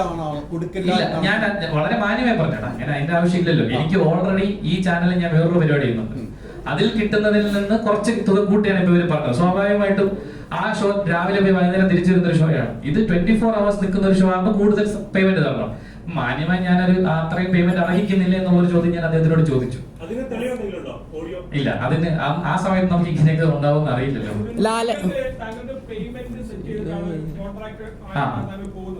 അതിനുശേഷം പുറത്തിറങ്ങിയതിനു ശേഷം സംസാരിക്കാതിരിക്കുവാൻ വേണ്ടി താങ്കൾക്ക് അത്രയും കൂടി പേയ്മെന്റ് വീണ്ടും തന്നു എന്ന് പറയുന്നത്. അത് താങ്കൾ അതിനെ ഓൺ ചെയ്തോ? അതായത് തന്നു കഴിഞ്ഞാൽ ഞാൻ മിണ്ടാതിരിക്കാമെന്ന് ഇല്ല, പറഞ്ഞിട്ടില്ല. കമ്മ്യൂണിക്കേഷൻ ഇല്ലാതെ ചുമ്മാ പൈസ അയക്കുകയാണ്. ഇല്ല, ഞാൻ പറയാം. എന്താണെന്ന് വെച്ച് കഴിഞ്ഞാൽ എന്നോട് ആദ്യം ഇവർ ആവശ്യപ്പെട്ടത് ഈ കോൺട്രാക്ട് ബേസിൽ ഇൻവോയ്സ് ആദ്യം എനിക്ക് പേയ്മെന്റ് തന്നില്ല ഇവർ കേട്ടോ. എന്റെ കൂടെ ഉണ്ടായിരുന്ന മത്സരാർത്ഥികൾക്കൊക്കെ ഇവര് പേയ്മെന്റ് റിലീസ് ചെയ്തു എന്ന് ഞാൻ അറിഞ്ഞു. നമ്മൾ സംസാരിക്കുന്നവരാണല്ലോ. അറിഞ്ഞപ്പോ ഞാൻ ഇവരുമായി ബന്ധപ്പെട്ടു, എന്റെ പേയ്മെന്റ് എന്തായി. അപ്പൊ ഇവര് പ്രോസസ് ചെയ്യുകയാണെന്ന് പറഞ്ഞു. അപ്പൊ ഞാൻ പറഞ്ഞ അങ്ങനെയല്ല. ഞാൻ രണ്ടാമത് വിളിച്ചപ്പോൾ ഇവര് വീണ്ടും പ്രോസസ് ചെയ്യുകയാണെന്ന് പറഞ്ഞു. അപ്പൊ കൂടെയുള്ള എന്റെ കൂടെ ഇറങ്ങിയ മത്സരാർത്ഥിക്ക് കാശ് കിട്ടി. 2 ആഴ്ചത്തെ പേയ്മെന്റ് അഡ്വാൻസ് ആയിട്ട് കിട്ടുന്നതാണെന്ന് എനിക്ക് അറിയാം. അപ്പൊ എനിക്ക് മനസ്സിലായി ഇവരെ കബളിപ്പിക്കാൻ ശ്രമിക്കുന്നതാണെന്ന് പറഞ്ഞപ്പോൾ ഞാൻ ഇവർക്ക് ഒരു ഇമെയിൽ അയച്ചു. ഇമെയിലില് ഇതായിരുന്നു അതിന്റെ ഒഫീഷ്യൽ ഇമെയിൽ ആണ്. ഈ ചാനലിന്റെ ബിസിനസ് ഹെഡിനാണ് ഞാൻ ഇമെയിൽ അഡ്രസ് ചെയ്തിരിക്കുന്നത്. അദ്ദേഹത്തിനോട് ഞാൻ പറഞ്ഞത് എന്റെ അച്ഛന് ബുദ്ധിമുട്ടുണ്ട്, അതായത് ഞാനൊരു ജീവിതത്തിൽ ഒരു മോശമായ അവസ്ഥയിലൂടെ കടന്നു പോവുകയാണ്. അപ്പൊ എനിക്ക് പേയ്മെന്റ് ഇമ്മീഡിയറ്റ്ലി റിലീസ് ചെയ്ത് കിട്ടണം എന്ന് പറഞ്ഞു. അപ്പം എന്നോട് ഇവർ ഇൻവോയ്സ് ഞാൻ ഓൾറെഡി കൊടുത്തിട്ടുണ്ട്. ഇവര് രണ്ടാമത് എന്നോട് ഒരു ഇൻവോയ്സ് ആവശ്യപ്പെട്ട് ഇവരുടെ തന്നെ എക്സ്റ്റേണൽ ഒരു പ്രൊഡക്ഷൻ ഹൗസ് ഉണ്ട്. ആ പ്രൊഡക്ഷൻ ഹൗസിന്റെ പേരിൽ ഒരു ഇൻവോയ്സ് കൂടെ വേണമെന്ന് അന്ന് പറഞ്ഞതിന്റെ പേരിൽ ഞാൻ മറ്റൊരു ഇൻവോയ്സ് അയച്ചു. അപ്പൊ ഈ ആദ്യം കൊടുത്ത ഇൻവോയ്സിന്റെ പേയ്മെന്റും രണ്ടാമത്തെ ഇൻവോയ്സിന്റെ പേയ്മെന്റുമായിട്ട് 2 പേയ്മെന്റാണ് എനിക്ക് തന്നത്. എന്നിട്ട് അതിനുശേഷം പുറകിൽ നിന്ന് എനിക്കൊരു കോൾ വന്നിട്ടുണ്ട്. ആ കോൾ വിളിച്ചത് ഇദ്ദേഹം തന്നെയാണ്. ഇദ്ദേഹം പറഞ്ഞത് ഇനി ദയവ് ചെയ്ത് ഇന്റർവ്യൂസ് ഒന്നും കൊടുത്ത് കാശ് മേടിക്കരുത്, ഈ കാശ് നിനക്ക് ഡിസേർവ് ചെയ്യണം. ഞാൻ പറഞ്ഞു സാർ, ഞാൻ ആഗ്രഹിക്കുന്നതിൽ നിന്നും 1 രൂപ പോലും എനിക്ക് കൂടുതൽ വേണ്ട എന്ന് ഞാൻ അവരോട് കൃത്യം പറഞ്ഞു. ആകാശ് ഞാൻ ഉപയോഗിച്ചിട്ടില്ല. എന്നോട് ഇദ്ദേഹം ഞാൻ ആ ദിവസം മുതൽ എന്നോട് ഈ ഏഷ്യാനെറ്റിന്റെ ഈ ചാനലിലെ ഒരു കൺസേൺഡ് ആള് സംസാരിക്കാമെന്ന് പറയുന്നുണ്ട്. ഇതുവരെ ഉണ്ടായിട്ടില്ല. സംസാരിക്കുന്ന സമയത്ത് ഇത് അഡ്രസ് ചെയ്യാനായിരുന്നു ഞാൻ ഇരുന്നത്. ഇപ്പോ അത്രയും ഗുരുതരമായി തങ്ങളെ അഫക്ട് ചെയ്യുന്ന മെന്റലി തങ്ങളെ തകർക്കുന്ന രീതിയിൽ പെരുമാറിയ ഒരാളുടെ പേര് ഈ അവസാന ഘട്ടത്തിൽ വെളിപ്പെടുത്താതെ എഫ്ഐആർ വരുമ്പോഴേ ഞാൻ പറയൂ എന്ന് പറയുന്നതിൽ ചിലപ്പോ ആളുകൾക്ക് തോന്നാം അത് എന്തെങ്കിലും താല്പര്യങ്ങൾ താങ്കൾ ഒളിപ്പിച്ചു വെക്കുന്നുണ്ടോ എന്നുള്ള തോന്നലുണ്ടാകാം. അതിന്റെ ഒരു ആവശ്യം ഈ അവസാന ഘട്ടത്തിൽ ഉണ്ടായിരുന്നു എന്ന പ്രധാനപ്പെട്ട ചോദ്യം. അവസാന ഘട്ടം അല്ലല്ലോ, ഈ ഷോ തീരുന്നതല്ല എന്റെ അവസാന ഘട്ടം. എനിക്ക് നീതി കിട്ടുന്നതാണ് എനിക്ക് എന്നെ സംബന്ധിച്ചിടത്തോളം അവസാന ഘട്ടം. ഈ ഷോ തീർന്നോട്ടെ. ഈ ഷോ തീർന്നാൽ എന്താ കുഴപ്പം? ഞാൻ ഈ ഷോ തീരുന്നവരെ കാത്തിരുന്നതല്ല. ഞാൻ അങ്ങനെ പറഞ്ഞിട്ടുണ്ടെങ്കിലും നമുക്ക് കൃത്യമായി നിയമപരമായുള്ള ഞങ്ങൾ 1 മാസമായി, ഞാൻ ഏതാണ്ട് 1-1.5 മാസത്തോളമായിട്ട് ഞാൻ ഇതിന്റെ പുറകെയാണ്. ഫസ്റ്റ് ഓഫ് ഓൾ ഇപ്പൊ ഓൺലൈനിൽ കിടന്ന് അതും ഇതും പറഞ്ഞ് തമ്മിൽ തല്ലി ആളുകൾക്ക് കണ്ടന്റ് ഉണ്ടാക്കി കൊടുക്കാതെ നിയമപരമായിട്ട് മുന്നോട്ട് പോയതില് ഫസ്റ്റ് ഓഫ് ഓൾ അഭിനന്ദനങ്ങൾ. ഓൺലൈൻ മീഡിയനോട് നിന്റെ മാത്രം അഭിനന്ദനം. എന്റെ മാത്രം അഭിനന്ദനങ്ങൾ. കാരണം ഓൺലൈൻ മീഡിയക്ക് നിയമപരമായിട്ട് ഒന്നും ചെയ്യാൻ അതങ്ങനെ പറയുള്ളൂ. അല്ല ബ്രോ, അപ്പൊ ഇനി എഫ്ഐആർ പുറത്തു വരാതെ ഇപ്പൊ നമുക്ക് കൂടുതൽ കാര്യങ്ങൾ പറയാൻ പറ്റില്ല. ഇപ്പോ ദിലീപേട്ടിൽ നടക്കുന്ന കേസുകളിൽ അവര് പല കാര്യങ്ങളും പുറത്തു വരാത്തത് എഫ്ഐആർ വരാത്തതുകൊണ്ടൊക്കെ പല കാര്യങ്ങളും കൊണ്ടാണ്. അപ്പൊ നിയമം അങ്ങനെയാണ് പ്രവർത്തിക്കുന്നത്. അപ്പൊ ദിയാസന എന്ന് പറഞ്ഞിട്ടുള്ള ആള് ഇത്രയൊക്കെ കാര്യങ്ങള് സിബിന്റെ അടുത്ത് ഉണ്ടായിട്ടും എന്തുകൊണ്ടാണ് സിബിൻ നിയമപരമായിട്ട് പോയില്ല എന്ന് പറഞ്ഞു കേട്ടു. ഇപ്പോ സിബിൻ നിയമപരമായിട്ട് പോയിരിക്കുന്നു. അപ്പോ സത്യങ്ങളെല്ലാം അറിയുന്നതുകൊണ്ടാണോ സിബിനെ ഒരു മാനസിക രോഗിയാക്കി ചിത്രീകരിക്കുന്നത്? എക്സാക്ട്ലി അത് തന്നെയാണ് കാര്യം. അതായത് എനിക്ക് കാര്യങ്ങളൊക്കെ അറിയാം. ഞാൻ ഈ കാര്യങ്ങളൊക്കെ പുറത്തു പറഞ്ഞാൽ ഒരു മാനസിക രോഗിയാണ് നിങ്ങളോട് സംസാരിക്കുന്നത്, ആ മാനസിക രോഗി പറയുന്നത് കേൾക്കണ്ട, വകവെക്കണ്ട എന്നുള്ളൊരു ഇമേജ് എനിക്ക് ഉണ്ടാക്കി തരാനാണ് ഈ ഷോ ശ്രമിച്ചത്. വളരെ കൃത്യമായി. ലാലേട്ടൻ എന്ന അവതാരകൻ ഇത് അറിയുമെന്ന് വിചാരിക്കുന്നുണ്ടോ? ഒരാള് ചോദിച്ചു. ലാലേട്ടൻ ആരാ ചോദിച്ചത്? ആ കോൺട്രാക്ട് കഴിഞ്ഞ ശേഷമാണ് പല ഇഷ്യൂസ് ഉണ്ടായതും ഇപ്പൊ താങ്കൾ ഓൾറെഡി കോൺട്രാക്ട് നിൽക്കുന്ന സമയം വേണമെന്ന് വെച്ചാൽ അവർക്ക് കൗണ്ടർ ചെയ്തിട്ട് വേണമെങ്കിൽ ഇത് കള്ളമാണെന്നൊക്കെ പറഞ്ഞ് വേണമെങ്കിൽ ചെയ്യാൻ പറ്റുന്നതാണ്. അപ്പൊ അതിനെങ്ങനെ മറുപടി നമ്മളൊരു കോൺട്രാക്റ്റിൽ ഏർപ്പെടുന്നു, രണ്ടുപേരും നമ്മളൊരു കോൺട്രാക്റ്റിൽ ഏർപ്പെടുന്നു. ആ കോൺട്രാക്ട് ആദ്യം നമ്മൾ വേണ്ടത് ലോഫുൾ കോൺട്രാക്ട് ആയിരിക്കണം. ഒരിക്കലും ഒരു അൺലോഫുൾ ആയിട്ടുള്ള ഒരു ആക്ട് ചെയ്യാൻ വേണ്ടിയിട്ട് ഒരു കോൺട്രാക്റ്റിൽ നമുക്ക് ഏർപ്പെടാൻ പറ്റില്ല. അത് അബിൻഷ വോയിഡാണ്. അത് തുടങ്ങിയ സമയം ആ കോൺട്രാക്റ്റിൽ ഏർപ്പെട്ട സമയത്ത് തന്നെ അത് വോയിഡാണ്. അതായത് ഇദ്ദേഹത്തിനെ ഒരു ഹോട്ടൽ മുറിയിൽ 3 ദിവസത്തോളം, അതായത് 4 ദിവസം അടുപ്പിച്ച് ഇയാളെ കൂട്ടിയിടുക. ആ 167 CRPC പ്രകാരം നമ്മൾ പോലീസ് കസ്റ്റഡിയിൽ എടുത്താൽ പോലും നമ്മുടെ അടുത്ത സുഹൃത്തിനെയോ നമ്മുടെ ബന്ധുവിനെയോ ഈ വിവരം അറിയിക്കണമെന്നുണ്ട്. 24 മണിക്കൂറിനുള്ളിൽ നമ്മുടെ മജിസ്ട്രേറ്റിന്റെ മുന്നിൽ ഹാജരാക്കണം. മനസ്സിലാവുന്നുണ്ടോ? ഇയാളെ 3 ദിവസത്തെ മുകളിൽ ഒരു മുറിയിൽ കൂട്ടിയിട്ടിരിക്കുകയാണ്. അയാളെ വീട്ടുകാരെ അറിയിച്ചിട്ടില്ല, അയാളുടെ സുഹൃത്തുക്കളെ അറിയിച്ചിട്ടില്ല, ഇയാൾക്ക് ഫോൺ ഉപയോഗിക്കാൻ പറ്റുന്നില്ല. അതിനുപരി ഇയാൾക്ക് സൈക്കാട്രിക് ഡ്രഗ് കൊടുക്കുകയാണ്.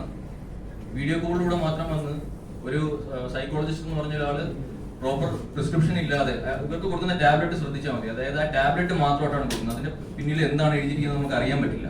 പക്ഷെ അത് ബാക്കി പല മത്സരാർത്ഥികളും അങ്ങനെ തന്നെ. ഇപ്പൊ സിജോ 3 ആഴ്ചയോളം അവരുടെ കസ്റ്റഡിയിലായിരുന്നു, അവരുടെ ട്രീറ്റ്മെന്റിലായിരുന്നു.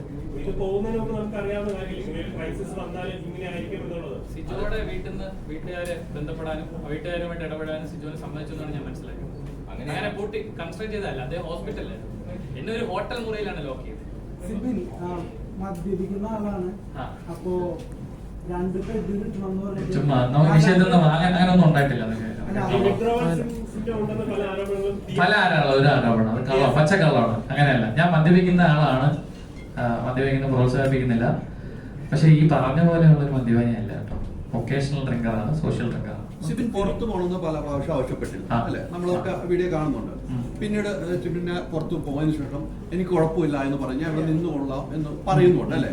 അങ്ങനെയാണ് വീണ്ടും തുടരാൻ പോകുന്നത്. അതിന്റെ ഇടയ്ക്ക് സിബിൻ വല്ലതും ഈ നമ്മുടെ മത്സരാർത്ഥികളോട് പറയുന്നതായിട്ട് എനിക്ക് എന്റെ ഒരു മെമ്മറി വന്നാണ്. മത്സരാർത്ഥികളോട് അവിടെയുള്ള കൂടെയുള്ള ആളുകളടുത്ത് പറഞ്ഞായിട്ട് എന്റെ ഒരു മെമ്മറി വന്നത് ഒന്നാണെന്ന് എനിക്ക് ഓർക്കുന്നില്ല. എന്ത് പറഞ്ഞത്? എനിക്ക് തിരിച്ചു പോകണം, എനിക്ക് പുറത്തേക്ക് പോകണം, വീണ്ടും തിരിച്ചു പോകണം. അഖിൽമാരാണ് കളവെടുക്കുന്നത്.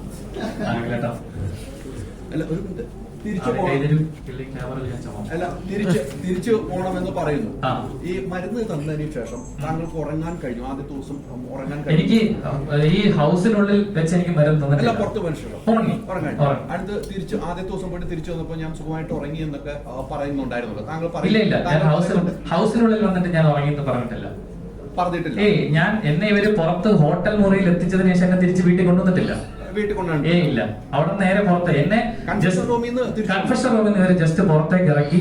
ആ പുറത്തിറങ്ങിയ സമയത്ത് ഞാൻ പറഞ്ഞ 3 അധികൃതർ വരുന്നു, പുറത്ത് പോകരുത്, ഈ ഗെയിം ഇങ്ങനെയാണ് എന്ന് പറഞ്ഞ് കമ്പൽസറി ആയിട്ട് എന്നെ തിരിച്ചു പൂഷ് ചെയ്തകത്ത് കയറ്റിയതാണ്. ഡോക്ടർ കൊടുത്ത നിർദ്ദേശം വരെ ഖണ്ഡിച്ചുകൊണ്ട് എന്നെ ഇവരകത്തേക്ക് കയറ്റിയതാണ്. ഡോക്ടർ കൊടുത്ത നിർദ്ദേശം പാലിക്കാതെ തിരിച്ചു പുഷ് ചെയ്തതിനകത്ത് കയറ്റിയത്. അങ്ങനെ നിർബന്ധമായി കയറ്റിയത്. താങ്കൾ ഒരു നല്ല മത്സരാർത്ഥിയാണെന്ന് അവർക്ക് തിരിച്ചറിഞ്ഞത് കൊണ്ടാവും. ആവാം. അതിന്റെ പിന്നിലെ വികാരം എന്താണെന്ന് എനിക്കറിയില്ല. ജാസ്മിനെതിരെ കളിക്കുന്നത് പ്രത്യേകം വാൺ ചെയ്ത് പറഞ്ഞിട്ടുണ്ടായി. അപ്പൊ അങ്ങനെ വാൺ ചെയ്ത സമയത്ത് ഇതും അതുമായിട്ടൊക്കെ എന്തെങ്കിലും കണക്ഷൻ ഉണ്ടോ? ജാസ്മിനെതിരെ കളിച്ചതുകൊണ്ട് കൂടിയാണോ? നമുക്ക് വിഷയം ഇതിൽ നിർത്താം. ഞാൻ പറഞ്ഞ എനിക്ക് അറിയില്ല. ഇതൊക്കെ ഞാനല്ലല്ലോ മറുപടി പറയുന്നത്. ഇത് ആ സൈഡിൽ നിൽക്കുന്നവരാണ് ഇതിന് മറുപടി പറയുന്നത്. വിളിച്ചു പറഞ്ഞു. ഇല്ല, ഇത് നമുക്ക് നമ്മൾ ആ സമയത്തൊക്കെ റെക്കോർഡ് ചെയ്യുന്നതിനെ കുറിച്ച് ചിന്തിക്കൂ. സ്വാഭാവികമായിട്ട് ബാക്ക് ടു ബാക്ക് നമ്മൾ വിളിക്കുന്ന സമയത്ത് അതിപ്പോ സ്റ്റേറ്റ്മെന്റ് ആയിട്ട് കൊടുക്കുന്നതല്ല, നമുക്ക് ബാക്ക് ടു ബാക്ക് നമ്മൾ വിളിക്കുകയാണ് ഇവര്. ആ വിളിക്കുന്നതിന്റെ ഭാഗമായിട്ടാണ് എന്നോട് എന്റെ വീട്ടുകാരോട് ഇങ്ങനെ പറയുന്നത്, അവസാനമായിട്ടാണ് പറയുന്നത്. അപ്പോഴൊന്നും അവർ റെക്കോർഡ് ചെയ്യുന്നതിനെ കുറിച്ച് ചിന്തിക്കില്ല. മെഡിസിൻസ് പലരിലും പരീക്ഷിക്കുന്നുണ്ട്. അതെ, സംശയമാണ് എന്റെ, എല്ലാവരും കൊടുക്കുന്നുണ്ട്. ഓക്കെ, അപ്പൊ പല സീസണിലും അങ്ങനെ പലരിലും ഇങ്ങനെ പരീക്ഷിക്കുന്നുണ്ട്. ഒരാൾ സൂയിസൈഡിനൊക്കെ ശ്രമിച്ചു. അതെ അതെ, തമിഴ് സീസണിലുണ്ട്. അതെ, അപ്പൊ ഒരു വലിയ ഡ്രഗ് മാഫിയ ഉണ്ടാവാം, അന്വേഷണത്തിൽ തെളിയട്ടെ, ഉണ്ടാവാം. അറിയില്ല, ഞാൻ പറഞ്ഞല്ലോ, ഞാൻ പ്രിസ്ക്രിപ്ഷൻ ചോദിച്ചിട്ട് ഈ നിമിഷം വരെ എനിക്ക് അവർ തന്നിട്ടില്ല. നിങ്ങളുടെ പകുതി പ്രതിഫലം ആവശ്യപ്പെട്ട ആൾക്കാർ ഏഷ്യാനെറ്റിലോ എൻഡോമോഷനിലോ അറിയിച്ചിരുന്നു, ഒരു നടപടി ഉണ്ടായില്ല. മോഹൻലാൽ എന്ന അവതാരകൻ ഇത് അറിയുന്നത്, ഈ കാര്യങ്ങളൊക്കെ അറിയാമെന്ന് വിശ്വസിക്കുന്നുണ്ടോ? 13 തവണ മറ്റൊരു മത്സരാർത്ഥിക്ക് മരുന്ന് കൊടുത്തു എന്ന് പറയുന്നത്. ആ മത്സരാർത്ഥി പറഞ്ഞത് അത് ഒരു തവണയെ കഴിച്ചിട്ടുള്ളൂ, പിന്നീട് കഴിക്കണം വേണ്ടിയൊന്നും ഞാനാണ് തീരുമാനിച്ചത്, ഞാൻ വേണ്ടെന്ന് പറഞ്ഞത്. അപ്പൊ അതും ഇതുമായിട്ട് കമ്പയർ ചെയ്യുമ്പോൾ ഇതിലൊരു ജെന്യൂനിറ്റി കാണുന്നില്ല. എന്ത് ജെന്യൂനിറ്റിയാണ്? അല്ല, ഞാൻ പരാതിയിൽ ഉന്നയിച്ച കാര്യം തന്നെയാണ്. എന്നെ നിർബന്ധിച്ചാണ് കഴിപ്പിച്ചത്. ഞാനിത് പറഞ്ഞു, എന്നെ നിർബന്ധിച്ചാണ്. കഴിച്ചാൽ മാത്രമേ അകത്തേക്ക് പോകാൻ സാധിക്കുള്ളൂ. പക്ഷേ ഷോയിൽ തന്നെ പ്രേക്ഷകർ കാണുമ്പോൾ എനിക്ക് പുറത്തു പോകണം എന്ന് റിപ്പീറ്റ്ലി പറയുന്ന ഒരാള് പുറത്താക്കുന്നതായിട്ടാണ് പ്രേക്ഷകർക്ക് കാണുന്നത്. പക്ഷെ പ്രേക്ഷകർക്ക് നോക്കുമ്പോൾ അതിനകത്തൊരു ഡൗട്ടും കാര്യങ്ങളും ഇല്ല. അപ്പം അതിനാണ് എങ്ങനെയാണ്, എന്താണ് പ്രേക്ഷകരോട് പറയുന്നത്? ഈ മത്സരത്തിൽ ഒരു 4 രീതിയിലാണ്, ഒരു 4 സ്റ്റെപ്സിലാണ് ഇവരുടെ കാര്യങ്ങൾ നടപ്പിലാക്കുന്നത്. ഒന്ന്, ഇത് മത്സരത്തിന്റെ കാര്യമാണ് കേട്ടോ. അതായത് ഈ മത്സരത്തിൽ ഇവർക്ക് വേണ്ട രീതിയിലാണ് ഇവർ കാര്യങ്ങൾ കൊണ്ടുപോകുന്നത്. അതിന്റെ മേളിൽ പ്രവർത്തിക്കുന്നവരുണ്ട്. ഇപ്പം അഖിലേട്ടൻ പോലുള്ളവരൊക്കെ അതിന്റെ മേളിൽ പ്രവർത്തിച്ച് ഫൈറ്റ് ചെയ്ത ആൾക്കാരാണ് ഞാൻ മനസ്സിലാക്കുന്നത്. ഇവര് ആദ്യമേ തന്നെ ബേസിക് ആയിട്ട് ടാസ്കിൽ ഈ കൊടുക്കുന്ന ഗെയിമുകളിൽ ഇവര് കൃത്രിമത്വം കാണിക്കും. 2, ഇവര് എഡിറ്റിംഗിൽ പല കാര്യങ്ങളും ഒഴിവാക്കും. ഞാനൊന്ന് ഫിനിഷ് ചെയ്തോട്ടെ. ഞാനിപ്പോ എന്താ പറയാ, ഇതിപ്പോ അദ്ദേഹം സംസാരിക്കും. അപ്പം ഇത് അതിന്റെ ടാസ്കുകളുണ്ട്. ഇപ്പൊ എന്റെ സീസണിൽ തന്നെ ഈ പവർ റൂമിലേക്ക് വരുന്ന ടാസ്കുകളൊക്കെ കൃത്രിമത്വം കാണിച്ചാണെന്ന് എല്ലാവരും ചർച്ച ചെയ്തതാണത്. ഞാൻ പുറത്താകുന്ന ആ ദിവസമുള്ളത്.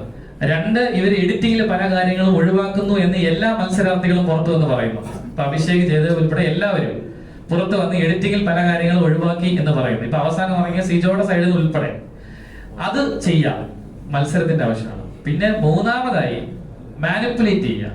ഞാൻ പറഞ്ഞ കാര്യം എഡിറ്റിലൂടെ മറ്റു രീതിയിലേക്ക് ആൾക്കാരിലേക്ക് എത്തിക്കുക. അതിൽ നിൽക്കാത്തവർക്കാണ് ഇവര് മരുന്ന് കൊടുത്ത് തളർത്തി പുറത്താക്കുന്നത്. ഈ മരുന്ന് കഴിച്ചു എന്ന് പല മത്സരാർത്ഥികൾ കൊടുത്തിട്ടുണ്ടെന്നും പല മത്സരാർത്ഥികളും എന്നോട് പറഞ്ഞിട്ടുണ്ട്. എന്നോട് പറഞ്ഞതിന്റെ ഇപ്പൊ ഞാൻ ഈ പൊതുവേദിയിൽ വന്ന് പറഞ്ഞുകൊണ്ട് അവര് പുറത്ത് വരുമെന്ന് ഞാൻ പ്രതീക്ഷിക്കും. അവരും വരും.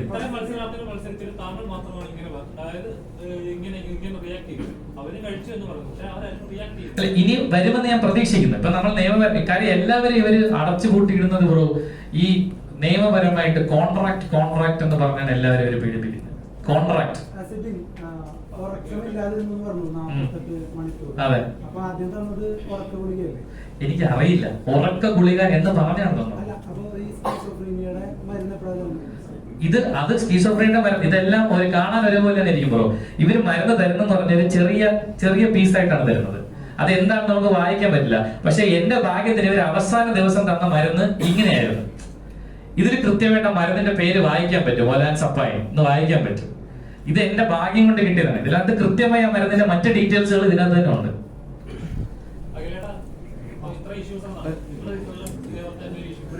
ഞാൻ ആമുഖമായിട്ടൊരു കാര്യം പറയട്ടെ. ഞാൻ ഇത് പൂർണ്ണമായും സിബിന്റെ പത്രസമ്മേളനമാണ്. ഞാൻ ഇതിൽ വരുന്നത് ഈ വിഷയത്തിൽ സിബിന് ഒരു പൂർണ്ണ പിന്തുണ. പൊതുവെ ഇത്തരം വിഷയങ്ങളിൽ നമുക്കറിയാം, ഈ അവനവന്റെ കാര്യം നോക്കി ജീവിക്കുന്നവരാണ് നമുക്ക് ചുറ്റും എല്ലാവരും ഉള്ളത്. നഷ്ടങ്ങളിലേക്ക് പൊതുവെ എല്ലാവരും വലിയ ഭയവുമാണ്. തുടക്കത്തിൽ ഈ വിഷയം പബ്ലിക്കായിട്ട് സിബിൻ എന്നോട് പേഴ്സണലി അവന്റെ ഒരു വിഷമം പറയുകയും അത് പബ്ലിക്കലി പറഞ്ഞിട്ടാണ് ഇത് കൂടുതലും ചർച്ചയാവുന്നത്. അതുകൊണ്ടാണ് സിബിൻ ഇത് പറഞ്ഞപ്പോൾ ഇതിനകത്ത് വരാമെന്ന് ഞാൻ പറയുന്നത്. അത് ആമുഖമായി പറയട്ടെ, ഇത് എന്റെ പത്രസമ്മേളനമല്ല.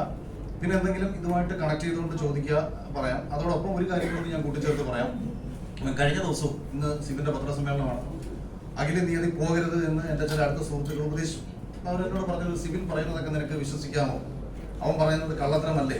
ഞാൻ പറഞ്ഞത് ഒറ്റ കാര്യമേ പറഞ്ഞുള്ളൂ. ഒരു തെളിവും അവൻ എനിക്ക് തന്നില്ലെങ്കിലും അവൻ പറയുന്നത് 100% സത്യമാണെന്ന് മനസ്സിലാക്കിയിട്ട് തന്നെയാണ് ഞാൻ പ്രതികരിച്ചത്. അത് പറയാനുള്ള കാരണം, സിബിനെ പോലൊരാളെ സംബന്ധിച്ച്, ഏഷ്യാനെറ്റിൽ വർക്ക് ചെയ്തുകൊണ്ടിരുന്ന ഒരാളെ സംബന്ധിച്ച് അവിടുന്ന് പുറത്തിറങ്ങി ആ ചാനലിനെതിരെ പറയേണ്ട യാതൊരു കാര്യങ്ങളുമില്ല.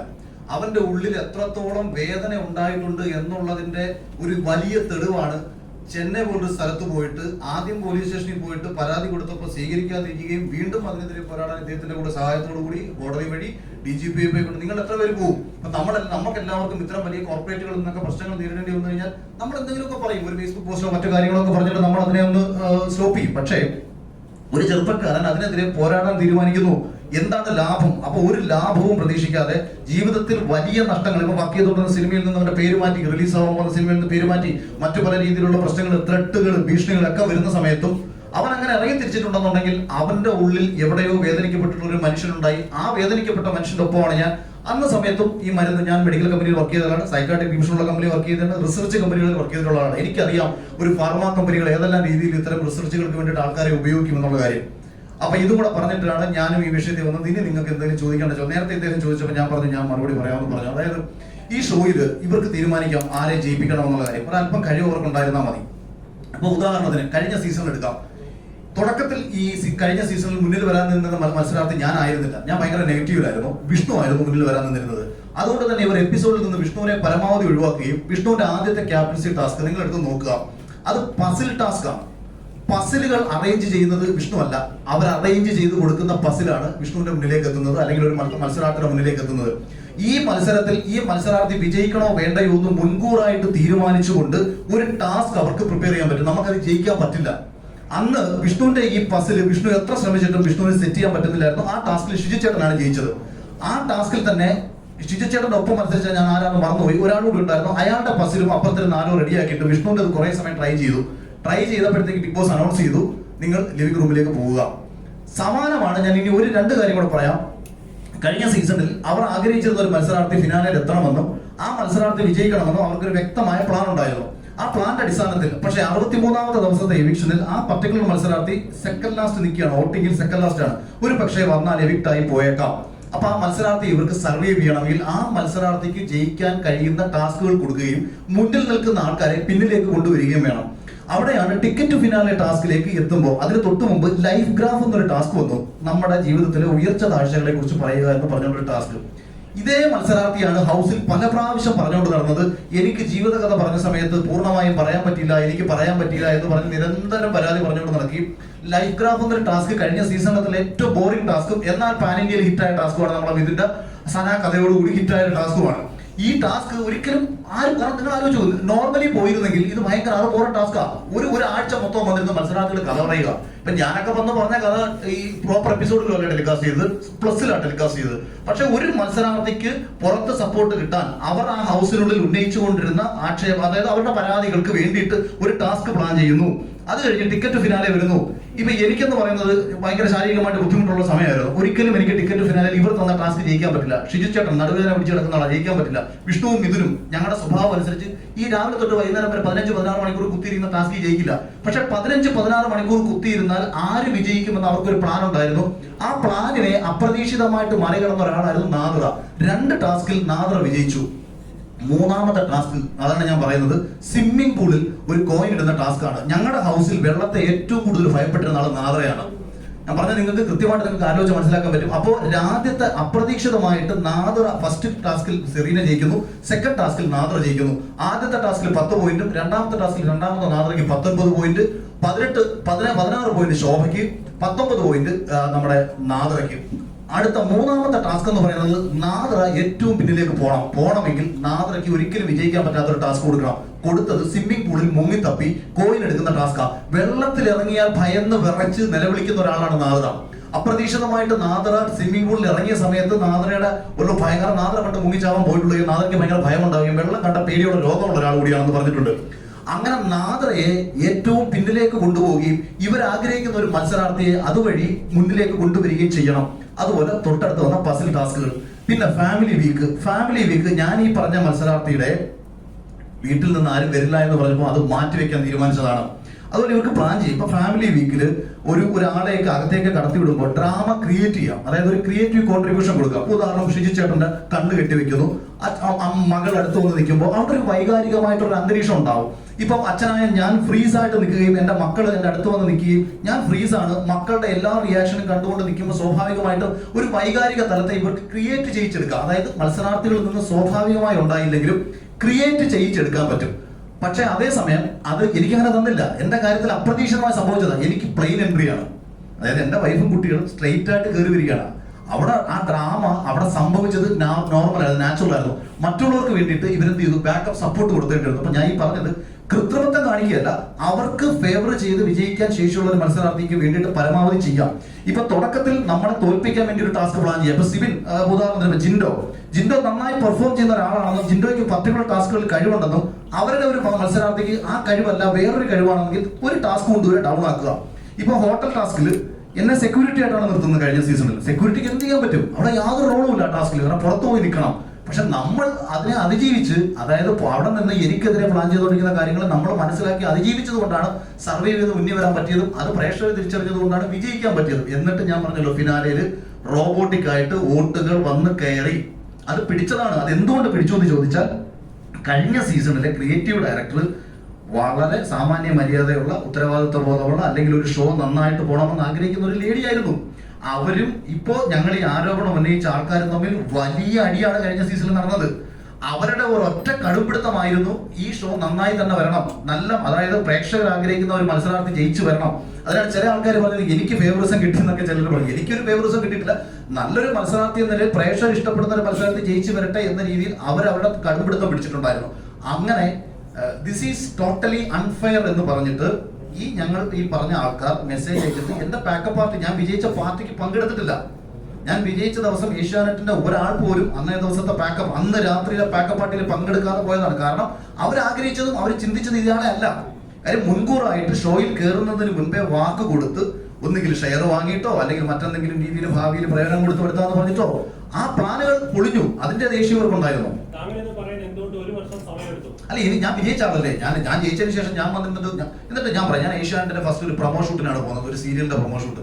അപ്പോഴും എന്നെ വിളിച്ചിട്ട് പ്രവീൺ, നമ്മുടെ ഇവനോട് സിബിനോട് പറഞ്ഞ ഇതേ അദ്ദേഹം, ഈ പ്രവീൺ എന്ന് പറയുന്ന ഏഷ്യാന്റെ ഒരു PR ഹെഡ്, പുള്ളി എന്നെ വിളിച്ചിട്ട് പറഞ്ഞു, അഖിലെ പൈസ ഒന്നും ചോദിക്കരുത്, അഖിലിന് നമ്മൾ ഉണ്ടാക്കി തന്നിട്ടുള്ള വലിയൊരു മൈലേജ് ഉണ്ട്. ഞാൻ പറഞ്ഞു, ഞാൻ ചിരിച്ചു. അപ്പൊ പുള്ളി ചോദിച്ചു, എന്തിനാ ചിരിച്ചത്? ഞാൻ പറഞ്ഞല്ല, തോൽപ്പിക്കാൻ പരമാവധി നോക്കിയിട്ട് പിന്നെ ജയിപ്പിച്ചെന്ന് പറയരുത് എന്ന് ഞാൻ പറഞ്ഞു. ഇതൊക്കെ എനിക്കറിയാം, ഞാൻ അറിയാത്തൊരു പൊട്ടനാണ് നിങ്ങൾ വിചാരിക്കരുത്. പൈസ തന്നെങ്കിൽ ഞാൻ അത് ചെയ്യും.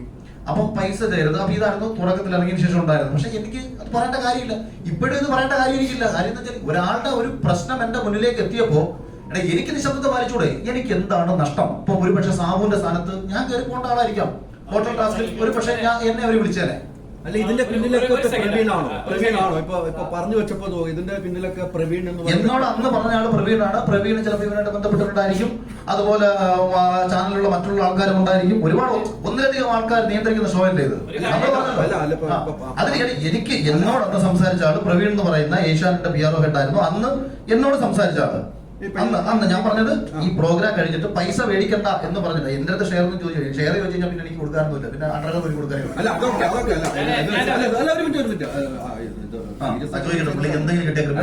അങ്ങനെയല്ല, കാര്യങ്ങൾ കൃത്യമായിട്ട് ചോദിക്കാൻ തന്നെ ചോദിക്കൂ.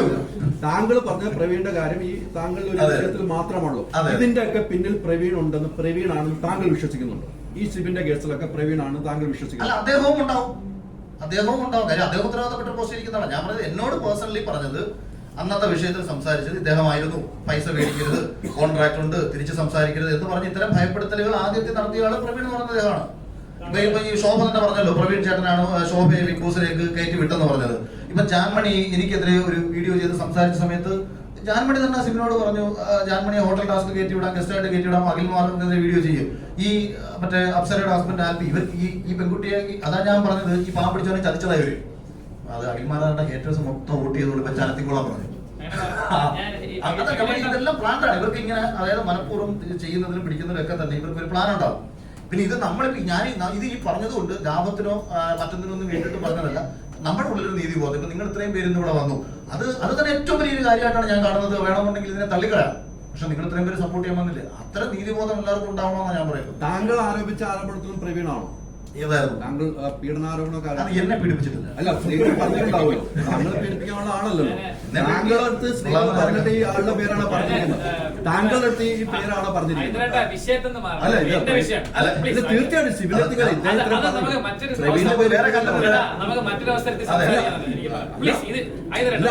ഒരിക്കലും സിവിൽ വിഷയത്തിലേക്കാ പോകുന്നത്. സിവിലിന്റെ വിഷയത്തിലേക്ക് തന്നെ പോകുന്നത്. ഇത് ആദ്യം സോഷ്യൽ മീഡിയയിൽ ഇതുപോലെ വന്ന് വിഷയം മാറിപ്പോയതാണ്.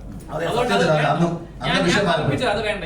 ഇത് എന്റെ വിഷയമാണ്. എനിക്കിത് ഇത് പറയാനുള്ള വേദി തന്നെയാണ്. അല്ല, ഞാൻ അഖിൽ ഒരു കാര്യം- പറഞ്ഞപ്പോ രണ്ട് കാര്യം ചോദിക്കണ്ടേ? ഇപ്പം- അഖിൽ പറയുമ്പോൾ ചോദിക്കാതിരിക്കാൻ പറ്റൂല നമുക്ക്, ചോദിക്കണമല്ലോ. ചേട്ടാ, ഇപ്പൊ അഖിലേട്ടൻ പറഞ്ഞൊരു കാര്യത്തിന് കൂട്ടിച്ചേർത്ത് ഞാൻ പറയണേ, സ്വിമ്മിംഗ് പൂൾ ടാസ്കില് ഇപ്പം സ്വിമ്മിംഗ് പൂൾ ടാസ്ക് എന്ന് പറഞ്ഞ അഖിലേട്ടൻ മെൻഷൻ ചെയ്തൊരു കാര്യമുണ്ട്. അതിനകത്ത് ഈ നാദറയ്ക്ക് വെള്ളം പേടിയാണ് എന്നിവരെങ്ങനെ മനസ്സിലാക്കി? എന്നിവര് ക്ലിയർ ആയിട്ട് മനസ്സിലാക്കിയിട്ടുള്ളത് ആദ്യത്തെ സൈക്കാട്രിക് സെഷനിലൂടെയാണ്, ഒരു സംശയമില്ല. അപ്പൊ സൈക്കോളജിസ്റ്റുമായിട്ടുള്ള ആദ്യത്തെ 1 മണിക്കൂർ അല്ലെങ്കിൽ എനിക്ക് 1 മണിക്കൂർ തന്നെ എത്രത്തോളം സമയം നാദരയുമായി സംസാരിച്ചിട്ടുണ്ടോ അത്രയുമുള്ള കോൺഫിഡൻഷ്യൽ ആയിട്ടുള്ള മെഡിക്കൽ എത്തിക്സിന് നിരക്കാത്ത രീതിയിൽ ഇദ്ദേഹം ഈ പറഞ്ഞ കാര്യങ്ങളെല്ലാം ക്രിയേറ്റേഴ്സുമായി കമ്മ്യൂണിക്കേറ്റ് ചെയ്തിട്ടുണ്ട്, ഉറപ്പാണ്. അതിന്റെ ഭാഗമായിട്ടാണ് അവർ ടാസ്ക് ഡിസൈൻ ചെയ്യുന്നത്. ഇപ്പൊ ഒരാളെ മാനസികമായി എങ്ങനെ തകർക്കാൻ സാധിക്കുമെന്ന് അവരെങ്ങനെ മനസ്സിലാക്കുന്നു? അവരുടെ ഹിസ്റ്ററി മുഴുവൻ ഈ സൈക്കോളജിസ്റ്റ് വഴി അവർ മനസ്സിലാക്കുക. അത് തന്നെ മെഡിക്കൽ എത്തിക്സിനെതിരാണ്. സിബിന് പോണമെന്ന് പറഞ്ഞു വീണ്ടും അവിടെ അകത്ത് നിൽക്കുന്നു. ഒരു മിനിറ്റ് സിബിൻ പോണമെന്ന് പറഞ്ഞു വീണ്ടും അകത്ത് തന്നെ നിൽക്കുന്ന ഒരു സംഭവം ഉണ്ടായല്ലോ. സിബിൻ അത് കഴിഞ്ഞിട്ട് പറഞ്ഞൊരു കാര്യമുണ്ട്, ഞാൻ ഇവിടെ നിന്ന് അക്രാസക്തനാവും അല്ലെങ്കിൽ ഗ്ലാസുകൾ ഉടയ്ക്കും, അങ്ങനെ പറയുന്ന ഒരു ആളെ അവിടെ നിർത്താൻ അങ്ങനെ ഞാൻ പറഞ്ഞിട്ടില്ല. ഉറപ്പ് തന്നെയാണ് 150%. ഞാൻ പറഞ്ഞത് എന്റെ വാക്കുകൾ ഇതാണ്. നിങ്ങൾ എന്തുകൊണ്ട് എന്നെ കൺഫ്യൂഷൻ റൂമിലേക്ക് വിളിക്കുന്നില്ല? ഞാൻ ഇവിടെ ഉള്ള ആരെങ്കിലും ഉപദ്രവിക്കണോ? അല്ലെങ്കിൽ ഞാൻ ഇവിടെയുള്ള കണ്ണാടികൾ അടിച്ചു പൊട്ടിക്കണോ? ആ കണ്ടന്റ് കിട്ടിയാലേ നിങ്ങൾ എന്നെ അകത്തേക്ക് വിളിക്കൂ എന്നാണ് ഞാൻ പറഞ്ഞത്. എനിക്ക് കൃത്യമായ ബോധ്യമുണ്ട്. അങ്ങനെ തന്നെയാണ് താങ്കൾ 150% ഞാൻ അങ്ങനെയാണ് അപ്പോൾ അങ്ങനെ താങ്കൾ പ്രവർത്തിക്കുമെന്ന് ഓർത്ത് വേണമെങ്കിൽ ഇവിടുത്തെ പുറത്തേക്കാക്കാൻ. എന്നെ പുറത്താക്കിയതല്ല ഹൈദരാബാദ് എന്റെ പ്രശ്നം. അല്ല, നിങ്ങൾ പറഞ്ഞു പുറത്താക്കിയതല്ല എന്റെ. ഇപ്പോൾ ഞാൻ ഉന്നയിക്കുന്ന പ്രശ്നം എന്നെ പുറത്താക്കിയതല്ല, നന്നായിട്ട് ബന്ധപ്പെട്ട് അത് തന്നെയാണ് കൂട്ടിയിട്ടത് റോങ്ഫുൾ കൺഫൈൻമെന്റ്. ഈ ആരോപണങ്ങളൊക്കെ പുറത്താക്കിയതിന്റെ ഗ്രഡ്ജാണെന്നൊക്കെ പറഞ്ഞു കഴിഞ്ഞാൽ എന്ത് ചെയ്യാൻ പറ്റും? എനിക്കങ്ങനെ പുറത്താക്കിയതിൽ എനിക്കങ്ങനെ ഇത്തരത്തിലുള്ള ഒരു ഗെയിം ഷോയിൽ തുടരാനായിട്ട് മാനസികമായ ബുദ്ധിമുട്ട് ഞാൻ അവിടെ പബ്ലിക്കിൽ അറിയിച്ചിട്ടുണ്ട്. അത് ഞാൻ പറഞ്ഞിട്ടുണ്ട്. ഞാൻ ഒരു ഇന്റർവ്യൂവിൽ അല്ലെങ്കിൽ ഒരു പൊതുവേദിയിലും എന്നെ പുറത്താക്കിയതിനുള്ള ഗ്രഡ്ജാണെന്നോ അല്ലെങ്കിൽ അതാണെന്നോ ഞാൻ ആ രീതിയിൽ ഒരു ഇന്റർവ്യൂ കൊടുത്തിട്ടില്ല. ഞാൻ ഇറങ്ങിയ സമയം തൊട്ട് ഞാൻ പറയുന്നത് എന്നോട് കാണിച്ച അനീതിയാണ്. ആ അനീതി ഇതാണ് ആ നീതി. റോങ്ഫുൾ കൺഫൈൻമെന്റ്, മരുന്ന് തരിക, എന്റെ വീട്ടുകാരെ അറിയിക്കാതിരിക്കുക, എന്നെ ഒറ്റപ്പെടുത്തുക. ബേസിക്കലി ഒറ്റപ്പെടുത്തുക എന്നുള്ളതാണ് ഇവരുടെ ഒരു ടാർഗറ്റ്. അതായത് എന്റെ സുഹൃത്തുക്കൾക്ക് അയച്ച മെസ്സേജിന്റെ സ്ക്രീൻഷോട്ട് വരെ എനിക്കുണ്ട്. ഞാൻ അവരെ ഓർത്തിട്ട് നിങ്ങൾക്ക് കാണിക്കുന്നില്ല. എന്നോട് ഞാനത് പറഞ്ഞോട്ട് സഹോദര, അതായത് എന്നോട് ചേർന്ന് നിൽക്കുന്ന ഏറ്റവും അടുത്ത് നിന്ന് എന്നെ സഹായിക്കുന്ന ആൾക്ക് മെസ്സേജ് അയച്ചിരിക്കുകയാണ്, Sibin is black listed from media industry, he is fighting against biggest tycoon. ആ മെസ്സേജ് എനിക്ക് കാണിക്കാൻ പറ്റാത്തൊരു സാഹചര്യം. നിങ്ങൾ സിബിനെ സപ്പോർട്ട് ചെയ്യുകയാണെങ്കിൽ നിങ്ങൾക്കും അവസരങ്ങൾ നഷ്ടപ്പെടും. അതുകൊണ്ട് സിബിന്റെ ആയിട്ടുള്ള കൂട്ട് കട്ട് ചെയ്യുക, എന്നെ ഒറ്റപ്പെടുത്തുക എന്നുള്ളതാണ് അവരുടെ ഉദ്ദേശം. ഈ പറയുന്ന സൈക്കോളജിസ്റ്റ് പ്രാക്ടീസ് ചെയ്യുന്ന ഒരു സൈക്കോളജിസ്റ്റ് ആണ്, അവർക്ക് പ്രൂവ് ചെയ്യാൻ സാധിച്ചാലും ഈ മരുന്ന് തന്നത് അവരുടെ ഇൻസ്ട്രക്ഷൻ പ്രകാരം അവർക്ക് പ്രൂവ് ചെയ്യാൻ പറ്റിയ നിങ്ങളുടെ കേസ് നിലനിൽക്കുമോ? അത് നിയമപരമായുള്ള കാര്യമാണ്. കാര്യം വീഡിയോ കോളിലൂടെ ഒരു കൺസൾട്ടേഷനിലൂടെ കൊടുക്കേണ്ട ഒരു മരുന്നല്ല ഇതെന്ന് ഞാൻ മനസ്സിലാക്കുന്നു. സ്കീസോഫ്രീനിയ എന്ന് പറഞ്ഞ അസുഖം 6 മാസം റോഷാക്ക് ടെസ്റ്റ് അല്ലെങ്കിൽ ink test, blue ink test, അങ്ങനെ ഒരു ടെസ്റ്റിന്റെ പേരാണ്. അങ്ങനെ കുറച്ചധികം ടെസ്റ്റുകൾ നടത്തിയാൽ മാത്രമേ ഈ അസുഖം നിർണ്ണയിക്കാൻ പറ്റുള്ളൂ. അങ്ങനെ ഒന്നും ചെയ്തിട്ടില്ല. തീർച്ചയായും അത് തന്നെയാണ് ഞങ്ങൾ പരാതിയിൽ ഉന്നയിച്ചിരിക്കുന്നത്. സിബിൻ ഇറങ്ങിയ സമയത്ത് അതിലേട്ടൻ വിജയിക്കുന്ന ഒരു കണ്ടസ്റ്റന്റ് ആയിരുന്നു. എന്നിട്ടും ഇങ്ങനെ അങ്ങനെ വീഡിയോ ഉണ്ടായിരുന്നു. സാബുമോനും അത് കണ്ടിട്ട് സെയിം ഇതേപോലെ പറഞ്ഞു. പക്ഷെ പിന്നീട് ഒരു എപ്പിസോഡില് ആ പുള്ളിക്കാരനെ ഗസ്റ്റ് ആയിട്ട് വിളിച്ച് തട്ടിയുടെ അതിനെ വിളിച്ചേക്ക് വേണമെന്ന് വെച്ചാൽ താങ്കളെ അതിനകത്ത് കയറ്റായിരുന്നല്ലോ. അങ്ങനെ എന്തെങ്കിലും ഓഫറുകളോ ഇനി ഇങ്ങനെ ഇതിനകത്ത് സപ്പോർട്ട് ചെയ്യാതിരുന്നാൽ അങ്ങനെ എന്തെങ്കിലും ഓഫർ വന്നായിരുന്നോ? അല്ല, നാണം കിട്ടും പണം നേടുകൾ, നാണക്കേട പണം മാറ്റിടും, ദീപസ്തംഭം മഹാചര്യം, എനിക്ക് കിട്ടണ പണം. അപ്പൊ അങ്ങനെയുള്ള ആൾക്കാർക്ക് നിലപാടുകളിൽ ചേഞ്ച് വരുത്താം. എന്നോട് സംസാരിച്ചതും സിബിനോട് സംസാരിച്ചതും എന്താണെന്ന് ഞങ്ങൾക്ക് രണ്ടുപേരും അറിയാം അല്ലേ തുടർന്ന്. അപ്പൊ അതിൽ നിന്ന് മാറി അവസരങ്ങൾ കിട്ടുമ്പോൾ പോകുന്ന ഒരാളുടെ അഭിപ്രായത്തോടൊന്നും എനിക്ക് അവിടെ യോജിപ്പൊന്നുമില്ല. പിന്നെ സിബിന്റെ വിഷയത്തിൽ ഞാൻ ആദ്യമേ പറഞ്ഞു, സിബിൻ ജയിക്കേണ്ട മത്സരാർത്ഥിയാണെന്ന് ഞാനല്ലല്ലോ, പ്രേക്ഷകരാ പറഞ്ഞത്. എനിക്കൊന്ന് വൈൽഡ് കാർഡായിട്ട് കയറിപ്പോയതിനു ശേഷം ബിഗ് ബോസിന്റെ ഹിസ്റ്ററി തന്നെ ഏറ്റവും കൂടുതൽ വോട്ട് നേടി മുന്നിൽ വന്നൊരു മത്സരാർത്ഥി. അപ്പൊ അയാള് വിജയിക്കുമെന്നുള്ളത് പ്രേക്ഷകർ തീരുമാനിച്ചതാണ്. ആ ഘട്ടത്തിൽ അയാളെ പുറത്താക്കാൻ തീരുമാനിക്കുന്നു. പുറത്താക്കി പോട്ടെ, ഒരു പ്രശ്നമുള്ള കാര്യമല്ല. ഒരു മത്സരാർത്ഥി അവർക്ക് ഷോയിൽ നിന്ന് പുറത്താക്കണമെങ്കിൽ പുറത്താക്കാം. പക്ഷെ അതൊരു ജീവിതം നശിപ്പിച്ചുകൊണ്ടാകുന്നു. നാളെ സിബിൻ ഇറങ്ങി, ഇപ്പൊ നിങ്ങൾ പറഞ്ഞ സിബിൻ സംസാരിക്കുന്ന സമയത്ത് ഇപ്പോൾ ഒരു പക്ഷേ മേ ബി വന്നേക്കാം, നിനക്ക് തനിക്കിടില്ലാത്തോണ്ടല്ലേ എന്ന് പറഞ്ഞേക്കാം. അതായത് ഒരു ചെറുപ്പക്കാരനെ, നമ്മൾ കേരളത്തിൽ 3.5 കോടി ജനത ഉണ്ടെങ്കിലും ഒരാളെ നശിപ്പിച്ചാലും സംസാരിക്കണ്ടേ? അത് നാളെ എത്രയോ പേരായി മാറിയേക്കാം. നാളെ ഇപ്പൊ നിങ്ങളുടെ ആരെങ്കിലും ഒരൊക്കെ ആൾ ഇതുപോലത്തെ ഷോയിലേക്ക് പോകില്ലേ? അപ്പം ഇത് നിങ്ങൾക്ക് തന്നെ സംഭവിച്ചുകൂടെ? അതുകൊണ്ടാണ് ഞാനൊക്കെ പ്രതികരിച്ചത്. അതുകൊണ്ടാണ് സിബിൻ ഇത് പറഞ്ഞത് കേട്ടപ്പോൾ എനിക്കിത് അഡ്രസ് ചെയ്യേണ്ട ഒരു വിഷയമാണ്. അതോടൊപ്പം ഞാൻ കൂട്ടത്തിൽ മറ്റുള്ള ചില പെൺകുട്ടികളോട് കാണിക്കുന്ന കാര്യങ്ങളും കൂടി പറഞ്ഞപ്പോഴത്തേക്ക് പിന്നീട് ചർച്ച മൊത്തം അതിലേക്ക് പോയി. ഞാൻ അല്ല, അത് അവരുടെ കുഴപ്പമാണ്. ഇപ്പൊ എത്രയോ പേര് ഇപ്പൊ ഈ അടുത്ത സമയത്ത് മാളവിക എന്ന് പറയുന്ന ഒരു പെൺകുട്ടി, ഒരു നടി, അവര് വന്നിട്ട് അവർക്ക് ഒരു സിനിമാ സെറ്റിൽ ഒരു സംവിധാനം കണ്ട അനുഭവം പറയുന്നു. കേസ് കൊടുക്കുന്നില്ല. കേസ് കൊടുക്കാൻ നമുക്ക് എന്ത് ചെയ്യാൻ പറ്റും? ഇപ്പൊ സിബിൻ എന്നോട് ഹൈദർ തന്നെ ചോദിച്ചു, സിബിൻ കേസ് കൊടുത്തില്ല, അഖിൽമാരായിരുന്നു സംസാരിക്കുന്നു. കേസ് കൊടുത്തു. അത് അവന്റെ ചങ്കുറപ്പ്, അവന്റെ വിൽ പവർ, അത് ഇതിന്റെ പിന്നാലെ പോയി മെനക്കെട്ട് എത്ര പേര് പോകും? ഇത് ചിലർ വിചാരിക്കും പോട്ടെ, ഇപ്പൊ സിബിന് വേണമെങ്കിൽ ചിന്തിക്കാം, ഇനിയിപ്പോ കഴിഞ്ഞ നാളെ സമയത്ത് കിട്ടുന്ന ഒരു അവസരങ്ങൾക്ക് വേണ്ടിയിട്ട് മിണ്ടാതിരിക്കാം. അങ്ങനെ ചെയ്യാതെ പോയത് നീതിക്ക് വേണ്ടിയിട്ടാണ്, കാശിന് വേണ്ടിയിട്ടല്ല. അത് മനസ്സിലാക്കണം. അതുകൊണ്ടാണ് ഞാൻ ഓടിപ്പടച്ചു വന്നത്. ഞാൻ ഇത്രയും ഈ ബ്ലോക്കിന്റെ ഇടയിൽ കോട്ടയത്ത് പോയിരുന്നു. ഞാൻ ഇത്രയും വന്നതും ഞാൻ രാവിലെ എന്നോട് പറഞ്ഞു, എടാ ചിലപ്പോൾ വരാൻ പറ്റില്ല, പക്ഷെ എന്നാലും എന്റെ ഉള്ളിൽ കുറെ പേര് എന്നെ വിളിച്ച് പറഞ്ഞല്ലോ, അസിബ് ഇന്നത്തെ പരിപാടിക്ക് നീ പങ്കെടുക്കരുത് എന്ന് പറഞ്ഞപ്പോ എനിക്ക് പങ്കെടുത്തേ പറ്റൂ എന്ന് തീരുമാനിച്ചിട്ടാണ് ഞാൻ.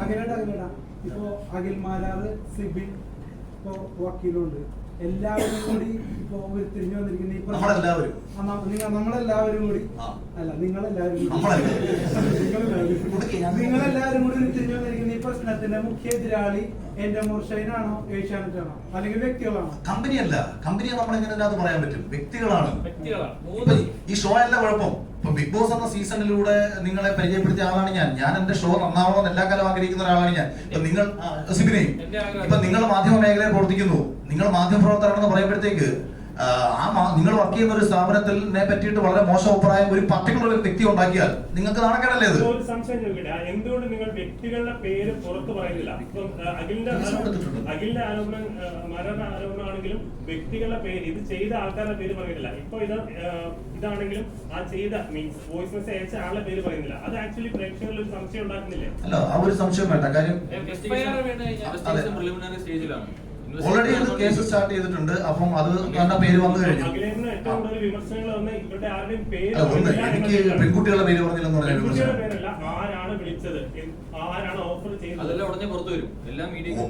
ഫിറോസ് ഒക്കെ ഇപ്പൊ നമ്മുടെ മുൻ മത്സരാർത്ഥികൾ ഉൾപ്പെടെ പലരും വന്ന് പറഞ്ഞല്ലോ, അവരോട് പൈസ ചോദിച്ചിട്ടുണ്ടായിരുന്നു, അവരതിന് വില്ലിംഗ് ആയിട്ടില്ല. ഞാൻ പറഞ്ഞ പണം ഓഫർ ചെയ്ത കാര്യം പറഞ്ഞു. സ്ത്രീകളുടെ വിഷയമാണ് പറയാത്തത്.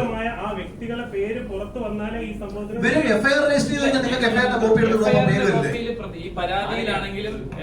ആരൊക്കെയാണ് ഇതിന് പിന്നിലുള്ളതെന്ന് അന്വേഷണം കൃത്യമായിട്ട് നടന്നാൽ മാത്രമേ അറിയാൻ സാധിക്കത്തുള്ളൂ. കാര്യം ആരാണ് അതെ, അതാണ് പറയുന്നത്. ആരാണ് ഇതിന് പിന്നിൽ പ്രവർത്തിച്ചിരിക്കുന്നത്, ആരാണ് ഇദ്ദേഹത്തിനെ പൂട്ടിയിടാൻ വേണ്ടിയിട്ട് ഓർഡർ കൊടുത്തിരിക്കുന്നത്, 3 ദിവസം ആരൊക്കെയാണ് ഇതിന് പിന്നിൽ പ്രവർത്തിച്ചിരിക്കുന്നത് കൃത്യമായിട്ട് അന്വേഷണം നടക്കണം. അവിടുത്തെ എവിഡൻസ് റിക്കവർ ചെയ്യണം പോലീസിന്. അതിനുള്ള സാഹചര്യം ഇപ്പോഴാണ് ഒരുങ്ങിയിരിക്കുന്നത്. കാര്യം വെച്ചാൽ DGP കൃത്യമായിട്ടുള്ള അന്വേഷണത്തിന് ഉത്തരവിട്ടിരിക്കുകയാണ്. കൃത്യമായിട്ട് അന്വേഷണം നടത്തി റിപ്പോർട്ട് സമർപ്പിക്കാൻ പറഞ്ഞിട്ടുണ്ട്. പ്രശ്നം എന്താ വെച്ചാൽ നമ്മള് പ്രേക്ഷകർ നോക്കുമ്പോൾ അവർക്ക് ഏഷ്യാനെറ്റിന് അറിയാം, എന്റെ മോൾ ഈ 2 ചാനൽ അറിയാം. ഈ വ്യക്തികളുടെ ഫോട്ടോ അടക്കം പുറത്തു വന്ന് ഇവരാണ് ഇത് ചെയ്തത് എന്നറിഞ്ഞാലേ പ്രേക്ഷകർക്ക് ഇതിലൊരു ക്ലാരിറ്റി കിട്ടുള്ളൂ. 100% കേസുമായിട്ട് ബന്ധപ്പെട്ട കാര്യങ്ങൾ പ്രിലിമിനറി സ്റ്റേജിലാണ്. ഇൻവെസ്റ്റിഗേഷൻ പ്രോപ്പറായിട്ട് കണ്ടക്ട് ചെയ്തത് കോടതിയിൽ എത്തും. എത്രയും പെട്ടെന്ന് ഈ പറയുന്ന കുറ്റവാളികൾ അതിനകത്ത് ഈ പറയുന്ന ആൾക്കാർ പ്രതിയാക്കപ്പെടും. അതിനകത്ത് എഫ്ഐആർ പുറത്തു വരും. നിങ്ങൾക്കെല്ലാം ആരാണെന്ന് അറിയാൻ സാധിക്കും. ആരൊക്കെയാണ് ഇതിന് പിന്നിൽ പ്രവർത്തിച്ചതെന്ന് കൃത്യമായിട്ട് പോലീസാണ് കണ്ടെത്തേണ്ടത്. നിങ്ങൾക്ക് നീതി കിട്ടുന്നത് കാരണം ബിഗ് ബോസിൽ ഇതിനു മുമ്പ് എഫ്ഐആർ ഇട്ടിട്ടുണ്ട്. തമിഴ്നാട്ടിലാണ്, ഇത് കേരളമാണ്. എനിക്ക് ഇവിടെ അങ്ങനെ നടക്കൂല. എനിക്കത് 100% ഉറപ്പാണ്. അവിടെ നടക്കുമായിരിക്കും. ഇവിടെ ഇത് ആദ്യത്തെ സംഭവമാണ്. ഇവിടെ ഇത് നടക്കൂല. ഇവിടെ കുറ്റം ചെയ്തിട്ടുണ്ടെങ്കിൽ അത് ഏത് കൊലകൊമ്പനാണെങ്കിലും ചോദ്യം ചെയ്താൽ നിങ്ങൾ മാധ്യമങ്ങളാണെങ്കിലും ആരാണെങ്കിലും കൂടെ നിൽക്കുന്ന എനിക്ക് 100% ഉറപ്പാണ്.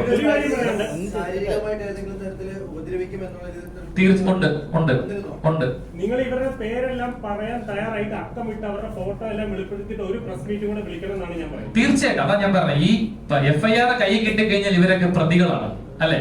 അത് കഴിഞ്ഞ് വിളിക്കുന്നതായിരുന്നു നല്ലത് പ്രസ് മീറ്റ്. അല്ല, അത് കഴിഞ്ഞ് വിളിക്കുക എന്ന് പറഞ്ഞു കഴിഞ്ഞാൽ ഈ കാര്യങ്ങൾ കൃത്യസമയത്ത് എല്ലാവരും അറിയിക്കണം എന്ന് എനിക്കുണ്ട്. കൃത്യസമയത്ത് ഓരോ അപ്ഡേറ്റ് ആയിട്ട് അറിയണം എന്ന് എനിക്കുണ്ട്. ഞാൻ പറഞ്ഞല്ലോ അയാളുടെ പേര് അല്ല, ഞാൻ ഈ പറഞ്ഞ അതായത് ഈ കൃത്യമായി തെളിവുള്ള അതെന്ന് വെച്ചാല് ഈ പറയുന്ന ഒരാള് എന്നെ ഫോളോ ചെയ്ത് വന്നു എന്ന് ഞാൻ കൃത്യമായി പറഞ്ഞ് ഐഡന്റിഫൈ ചെയ്ത ആള്, അതായത് അയാൾക്ക് എന്തായാലും മാറ്റാൻ പറയില്ല. അയാള് ഞാൻ ആരാണെന്ന് പറയാം. ജീവ സെൽവ എന്നാണ് പേര്. ഇതാണ് അദ്ദേഹത്തിന്റെ ഫോട്ടോ. ഇയാളാണ് എന്നെ പിന്തുടർന്ന് വന്നത്. അയക്കാം. ഇദ്ദേഹമാണ് എന്നെ ഫോളോ ചെയ്തുകൊണ്ടാണ് സ്റ്റാഫാണ് എന്നാണ് ഇദ്ദേഹം എന്നെ പരിചയപ്പെടുത്തിയതും. അത് ഇയാളെ ഞാൻ കണ്ടിട്ടുണ്ട് ഇതിനു മുന്നേ, ഇവരുടെ ഗ്രൂപ്പ് ഫോട്ടോയിൽ ഇയാളെ ഞാൻ കണ്ടിട്ടുണ്ട്. പിന്നെ ഇതിനു മുന്നേ ജോലി ചെയ്തിരുന്ന എനിക്ക് ഒത്തിരി അധികം സുഹൃത്തുക്കളുണ്ട് എന്റെ മോൾ ശൈലി ജോലി ചെയ്യുന്ന, അവരെല്ലാവരും ഇയാളെ കൃത്യമായി തിരിച്ചറിയുകയും ചെയ്തു. അവസാനം ചോദിക്കട്ടെ, ഇതിൽ നിങ്ങൾ പ്രതീക്ഷിക്കുന്ന നീതി എന്താണ്? അതായത് ഈ പരിപാടി തന്നെ നിർത്തലാക്കണം എന്നുള്ള രീതിയിലാണോ, അതോ വ്യക്തികളെ പുറത്താക്കണം എന്നുള്ള രീതിയിലാണോ? ഒരിക്കലും ഇല്ല. പരിപാടി ഷോ നാളെയും തുടരണം. ഷോയിൽ നാളെയും നല്ല മത്സരാർത്ഥികളും വരുന്ന മത്സരാർത്ഥികളുടെ ജീവിതത്തിനോ ഭാവിക്കോ കോട്ടം തട്ടാത്ത രീതിയിൽ അവർക്ക് മുന്നോട്ട് പോകാൻ കഴിയണം.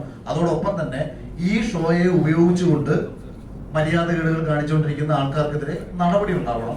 അത് നിയമപരമായിട്ടും ഉണ്ടാവണം, ചാനലിന്റെ ഭാഗത്തും ഉണ്ടാവണം. ഇപ്പൊ ഇതിനു മുൻപ് എന്നെ വിളിച്ചിട്ട് ഒരു കക്ഷി ഒരു മധ്യസ്ഥൻ മുഖേന വിളിച്ച് സംസാരിക്കുകയും ഡിസ്നിയുടെ ഭാഗത്തു നിന്ന് എൻക്വയറി ഡിപ്പാർട്ട്മെന്റിൽ നിന്ന് എൻക്വയറി പോയിട്ടുണ്ട്, ലോ ഡിപ്പാർട്ട്മെന്റിൽ നിന്ന് ചെയ്തിട്ടുണ്ട്. അതുകൊണ്ട് അഖില് ഇനി ഈ വിഷയത്തിനകത്ത് ഇടപെടണ്ട. പിന്നെ പെട്ടെന്നൊരു നടപടി ചിലപ്പോൾ അവർ എടുക്കത്തില്ല. കാര്യം അവരുടെ വലിയ ബ്രാൻഡ് വാല്യൂവിനെ ബാധിക്കും. ഇപ്പം ഞാനും സിബിനും ഒക്കെ വന്നിരുന്ന് സംസാരിക്കുന്ന ഉടനെ ഇത്രയും തലപ്പത്തിരിക്കുന്ന രണ്ടുപേരെ പിടിച്ച് ചാനൽ പുറത്താക്കുന്നു വിശ്വസിക്കത്തക്ക വണ്ടരപോലെ ഞങ്ങൾ കാര്യം അങ്ങനെ വന്നാൽ ഞങ്ങളൊക്കെ വലിയ സൂപ്പർ സ്റ്റാറുകളും അവർ വലിയ ആരോപണ വിധേയമാകും. അപ്പൊ അത് പെട്ടെന്നുണ്ടാവില്ല. പക്ഷെ അത് കൃത്യമായിട്ട് അന്വേഷിക്കുന്നത് പറഞ്ഞപ്പോൾ ഓക്കെ. പിന്നെ അതിൽ ഒരാളുടെ മകളുടെ കല്യാണമാണ്, ആ കുട്ടിയുടെ ഭാവിയും കൂടെ കരുതിയിട്ടെങ്കിലും ഒന്ന് ഓക്കെ. അങ്ങനെ നമ്മൾ കേട്ട ഒരു മാനുഷിക പരിഗണനയുടെ ഭാഗമാണ്. അതോടൊപ്പം തന്നെ ഈ മാനുഷിക പരിഗണന സിബിന് ലഭിക്കണം. ഇനി ഇതൊക്കെ നമ്മളിനി പറഞ്ഞില്ല എന്ന് വെച്ചോ, നാളെയും ധാരാളം പേര് ഇതിന്റെ പിന്നാലെ കിടന്നു കൊടുക്കുന്നുണ്ട്. ഈ കുട്ടികൾക്ക് ആർക്കെങ്കിലും നാളെയും ധാരാളം ആൾക്കാർ ഇതിന്റെ പിന്നാലെ വരുന്നുണ്ട്. അവർക്ക് എല്ലാവർക്കും ഒരുപക്ഷെ ഇതിനൊക്കെ അനുഭവം ഉണ്ടായേക്കാം. അതൊരു പക്ഷെ ഇത് നമ്മളില്ല സ്ത്രീധനത്തിന്റെ ഒക്കെ കാര്യം പറയുമ്പോഴത്തേക്ക് ഏതെങ്കിലും പെൺകുട്ടി ആത്മഹത്യ ചെയ്ത് കഴിയുമ്പോഴാണല്ലോ പൊതുവെ നമ്മളത് ചർച്ച ചെയ്യുന്നത്. അപ്പൊ ഇതിങ്ങനെ ഒരു വിഷയം വന്നു, ഇത് ഞങ്ങൾ അഡ്രസ് ചെയ്തു. ഭാവിയിൽ കുറെ കാര്യങ്ങളിൽ സുരക്ഷിതമായിട്ടുള്ള സിസ്റ്റം രൂപപ്പെടുകയാണെങ്കിൽ അതായിരിക്കും ഒരുപക്ഷെ ഏറ്റവും വലിയ ഒരു ഗുണം. ഇതിന് ലഭിക്കുന്ന ഏറ്റവും വലിയ നീതിയും സുബിന് ലഭിക്കുന്ന ഏറ്റവും വലിയ നീതി അത് തന്നെ ആയിരിക്കും.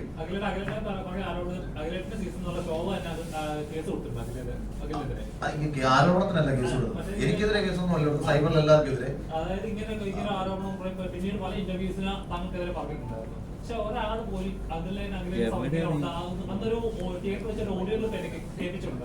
പക്ഷെ അതിനുശേഷം മുന്നോട്ട് വന്നിട്ടില്ല. ഇത്രയും കാര്യങ്ങൾ വന്നിട്ട് പോലും ഇങ്ങനെ നടന്നു വന്ന പോലെ കേസ് കൊടുക്കാം. വേണമെന്ന് വെച്ചാൽ പ്രത്യേകിച്ച് അല്ലെങ്കിൽ ഇങ്ങനെ ഒരു ആരോപണം ഉണ്ടായാൽ അതിന് ധൈര്യമാണ് സമൂഹം കൊടുക്കുന്നത്. ഇനി കൊടുക്കുന്നതാണ് ഞാൻ വിശ്വസിക്കുന്നത്. ഇതൊരു സ്റ്റാർട്ടിംഗ് ആണ്, ഈ പരാതി ഇതൊരു തുടക്കമാണ്. ഈ തുടക്കത്തിന്റെ പേരിൽ ഇനി ഇത് സംഭവിച്ചിരിക്കുന്ന ഇതൊരു തുടക്കമാണ്. ഇത് കിട്ടാൻ, ഈ ഒരു റെസീറ്റ് കിട്ടാൻ ഞങ്ങൾ എന്തോരം കഷ്ടപ്പെട്ടു നിങ്ങൾക്കറിയാമോ? പരാതി കൊടുത്തു, ആ ഒരു റെസീറ്റ് കിട്ടാൻ ഞങ്ങൾ ഒത്തിരി കഷ്ടപ്പെട്ടിട്ടുണ്ട്. ആ ഒത്തിരി കഷ്ടപ്പാടുകളുടെ പരിണത ഫലമായിട്ടാണ് ഇത് ഞങ്ങൾക്ക് കിട്ടിയത്. ഇതിന്റെ പിന്നിൽ, ഇതിന്റെ പുറകെ ഇത് അനുഭവിച്ചിട്ടുള്ള എല്ലാവരും വരണം, പുറത്തു വന്ന് സംസാരിക്കണം. ഈ കോൺട്രാക്ട് എന്ന് പറഞ്ഞ് പീഡിപ്പിക്കുന്ന പോലെ അല്ല കാര്യങ്ങൾ എന്ന് അവരെല്ലാവരും മനസ്സിലാക്കണം. അതാണ് ഇതിലൂടെ എനിക്ക് ജനങ്ങളുടെ മുമ്പിലേക്ക് എത്തിക്കാനുള്ളത്. ഇത് എന്റെ മാത്രം പ്രശ്നമല്ല. ഈ ഷോയിലേക്ക് ഇനി പോകാൻ ആഗ്രഹിക്കുന്നവർക്കും ഈ ഷോയിൽ ഇനി പങ്കെടുക്കുന്നവർക്കും സംഭവിക്കാൻ സാധ്യതയുള്ള വിഷയമാണ്. അതുകൊണ്ട് ഇത് വളരെ സീരിയസ് ആയിട്ട് തന്നെ നമ്മൾ അഡ്രസ് ചെയ്യേണ്ട ഒരു കാര്യമാണ്. ഉണ്ട്. ഞാൻ തെളിവില്ലാത്ത കാര്യങ്ങൾ ഇപ്പൊ നിങ്ങൾ തെളിവ് ചോദിക്കും, എങ്ങനെ ഭീഷണിയുണ്ട്? ഫോൺ ചെയ്ത് ഭീഷണിപ്പെടുത്തുന്നു. അത് ആ നമ്പർ നമ്മൾ ട്രേസ് ചെയ്യുമ്പോൾ ഇന്റർനെറ്റ് കോൾസ് ആണ്. കൃത്യമായി ഇപ്പൊ എനിക്ക് ഇവിടെ പറയാൻ പറ്റുമെന്ന് എനിക്ക് അറിയില്ല. ഞാൻ എന്റെ വീട്ടുകാരെ ഭീഷണിപ്പെടുത്തി. എന്റെ അമ്മയൊരു, ഞാൻ ഇതുമായി കണക്ട് ചെയ്ത് പറയുന്നതല്ല കേട്ടോ, ആയിരിക്കാം, അത് ഞാൻ പറയുന്നില്ല. സിബിനായി അഖിൽ ഒരു കാര്യം പറഞ്ഞപ്പോൾ ഒത്തിരി പിന്തുണയായിട്ട് ആ സീസണിലുള്ള ഒരു അഖിൽ പറഞ്ഞത് നമുക്ക് സംശയമുണ്ട് എന്നൊക്കെ പറയുന്നുണ്ട്. ആ സീസണിൽ അഖിലിനോടൊപ്പം ഉണ്ടായിരുന്ന ഇതൊന്നും പറയുക ഉണ്ടായിരുന്ന മത്സരാർത്ഥികൾ. സിബിന്റെ ഒരു വിഷയം വന്നപ്പോൾ ഈ സീസണിൽ നിങ്ങൾ നല്ല ബന്ധങ്ങളുണ്ടായിരുന്ന കുറെ ആളുകളുണ്ടായിരുന്നു. നിങ്ങൾ ഒരുമിച്ച് ഭക്ഷണം കഴിക്കാൻ പോകുന്നു, ഫോട്ടോ എടുക്കാൻ പോകുന്നു, ഇതിനൊക്കെ നമ്മൾ കണ്ടിട്ടുണ്ട്. ഭക്ഷണം കഴിക്കാൻ പോയിട്ടില്ല. അല്ല ഓക്കെ, ഇവരൊക്കെ എന്തുകൊണ്ടാണ് സിബിൻ പറയുന്നതിൽ ഒരു സത്യമുണ്ടെന്ന് പറയും ഇവരൊന്നും മുന്നോട്ട് വരാത്ത ഭയപ്പെടുന്നത്? എനിക്കറിയില്ല എന്താ, അത് അവരുടെ പ്രശ്നമാണ്. ഇപ്പൊ എന്റെ മുന്നിൽ വന്നിട്ട് എന്നെ സപ്പോർട്ട് ചെയ്ത് സംസാരിച്ച മത്സരാർത്ഥികളുണ്ട്. ഈ തെളിവുകളൊക്കെ കാണിക്കുമ്പോ അയ്യോ ഇങ്ങനെ സംഭവിച്ചോ, ഇതാണോ, ഇത് ഞാൻ തീർച്ചയായും ചോദ്യം ചെയ്യുമെന്ന് പറഞ്ഞു പോയ മത്സരാർത്ഥികളുണ്ട്. ഇപ്പൊ ഇന്നലെ ഇതുമായി ബന്ധപ്പെട്ട രണ്ടുപേര് വിളിച്ചിരുന്നു ഞാൻ പ്രസ് കോൺഫറൻസ്. അപ്പൊ എനിക്ക് ഒരു പൂർണ്ണ പിന്തുണ നൽകി. അപ്പൊ ഞാൻ ചോദിച്ചു, ഹൈദരാബാദ് ചോദിച്ച ഇതേ ചോദ്യം, നിങ്ങൾ എന്തുകൊണ്ട് പബ്ലിക്കിൽ സംസാരിക്കുന്നില്ല? ഞങ്ങൾ സംസാരിക്കാം, ഞങ്ങൾ തുറന്ന് പറയാം എന്ന് അവരെനിക്ക് വാക്ക് തന്നിട്ടുണ്ട്. ഞാനത് പ്രതീക്ഷിക്കുന്നു, അവര് സംസാരിക്കുമായിരിക്കും.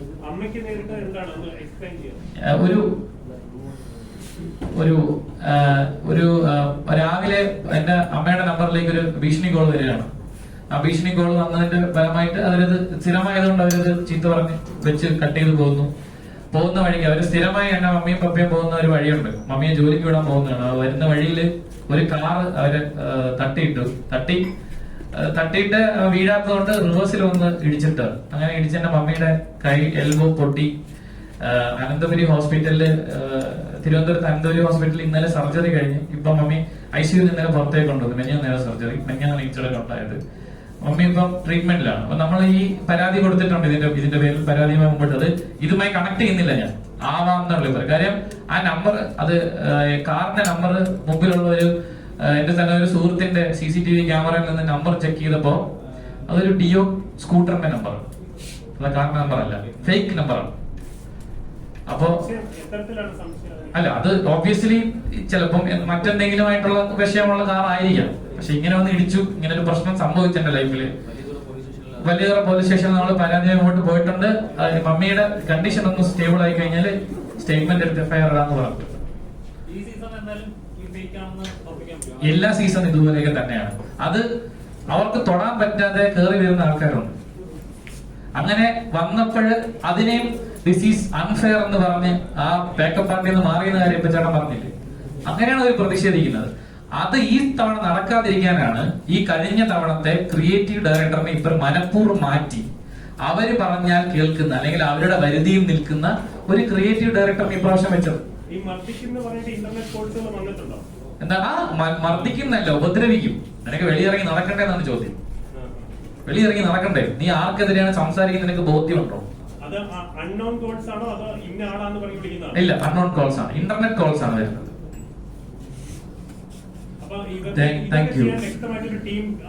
എനിക്കറിയില്ല, ചുമ്മാ ഞാൻ ആ സ്റ്റേഷനിൽ എത്തിയ കാര്യം അവരെങ്ങനെ അറിഞ്ഞു? എന്റെ ചോദ്യം, ഞാൻ നസറത്ത്പട്ടി സ്റ്റേഷനിൽ എത്തിയത് എങ്ങനെ അറിഞ്ഞു?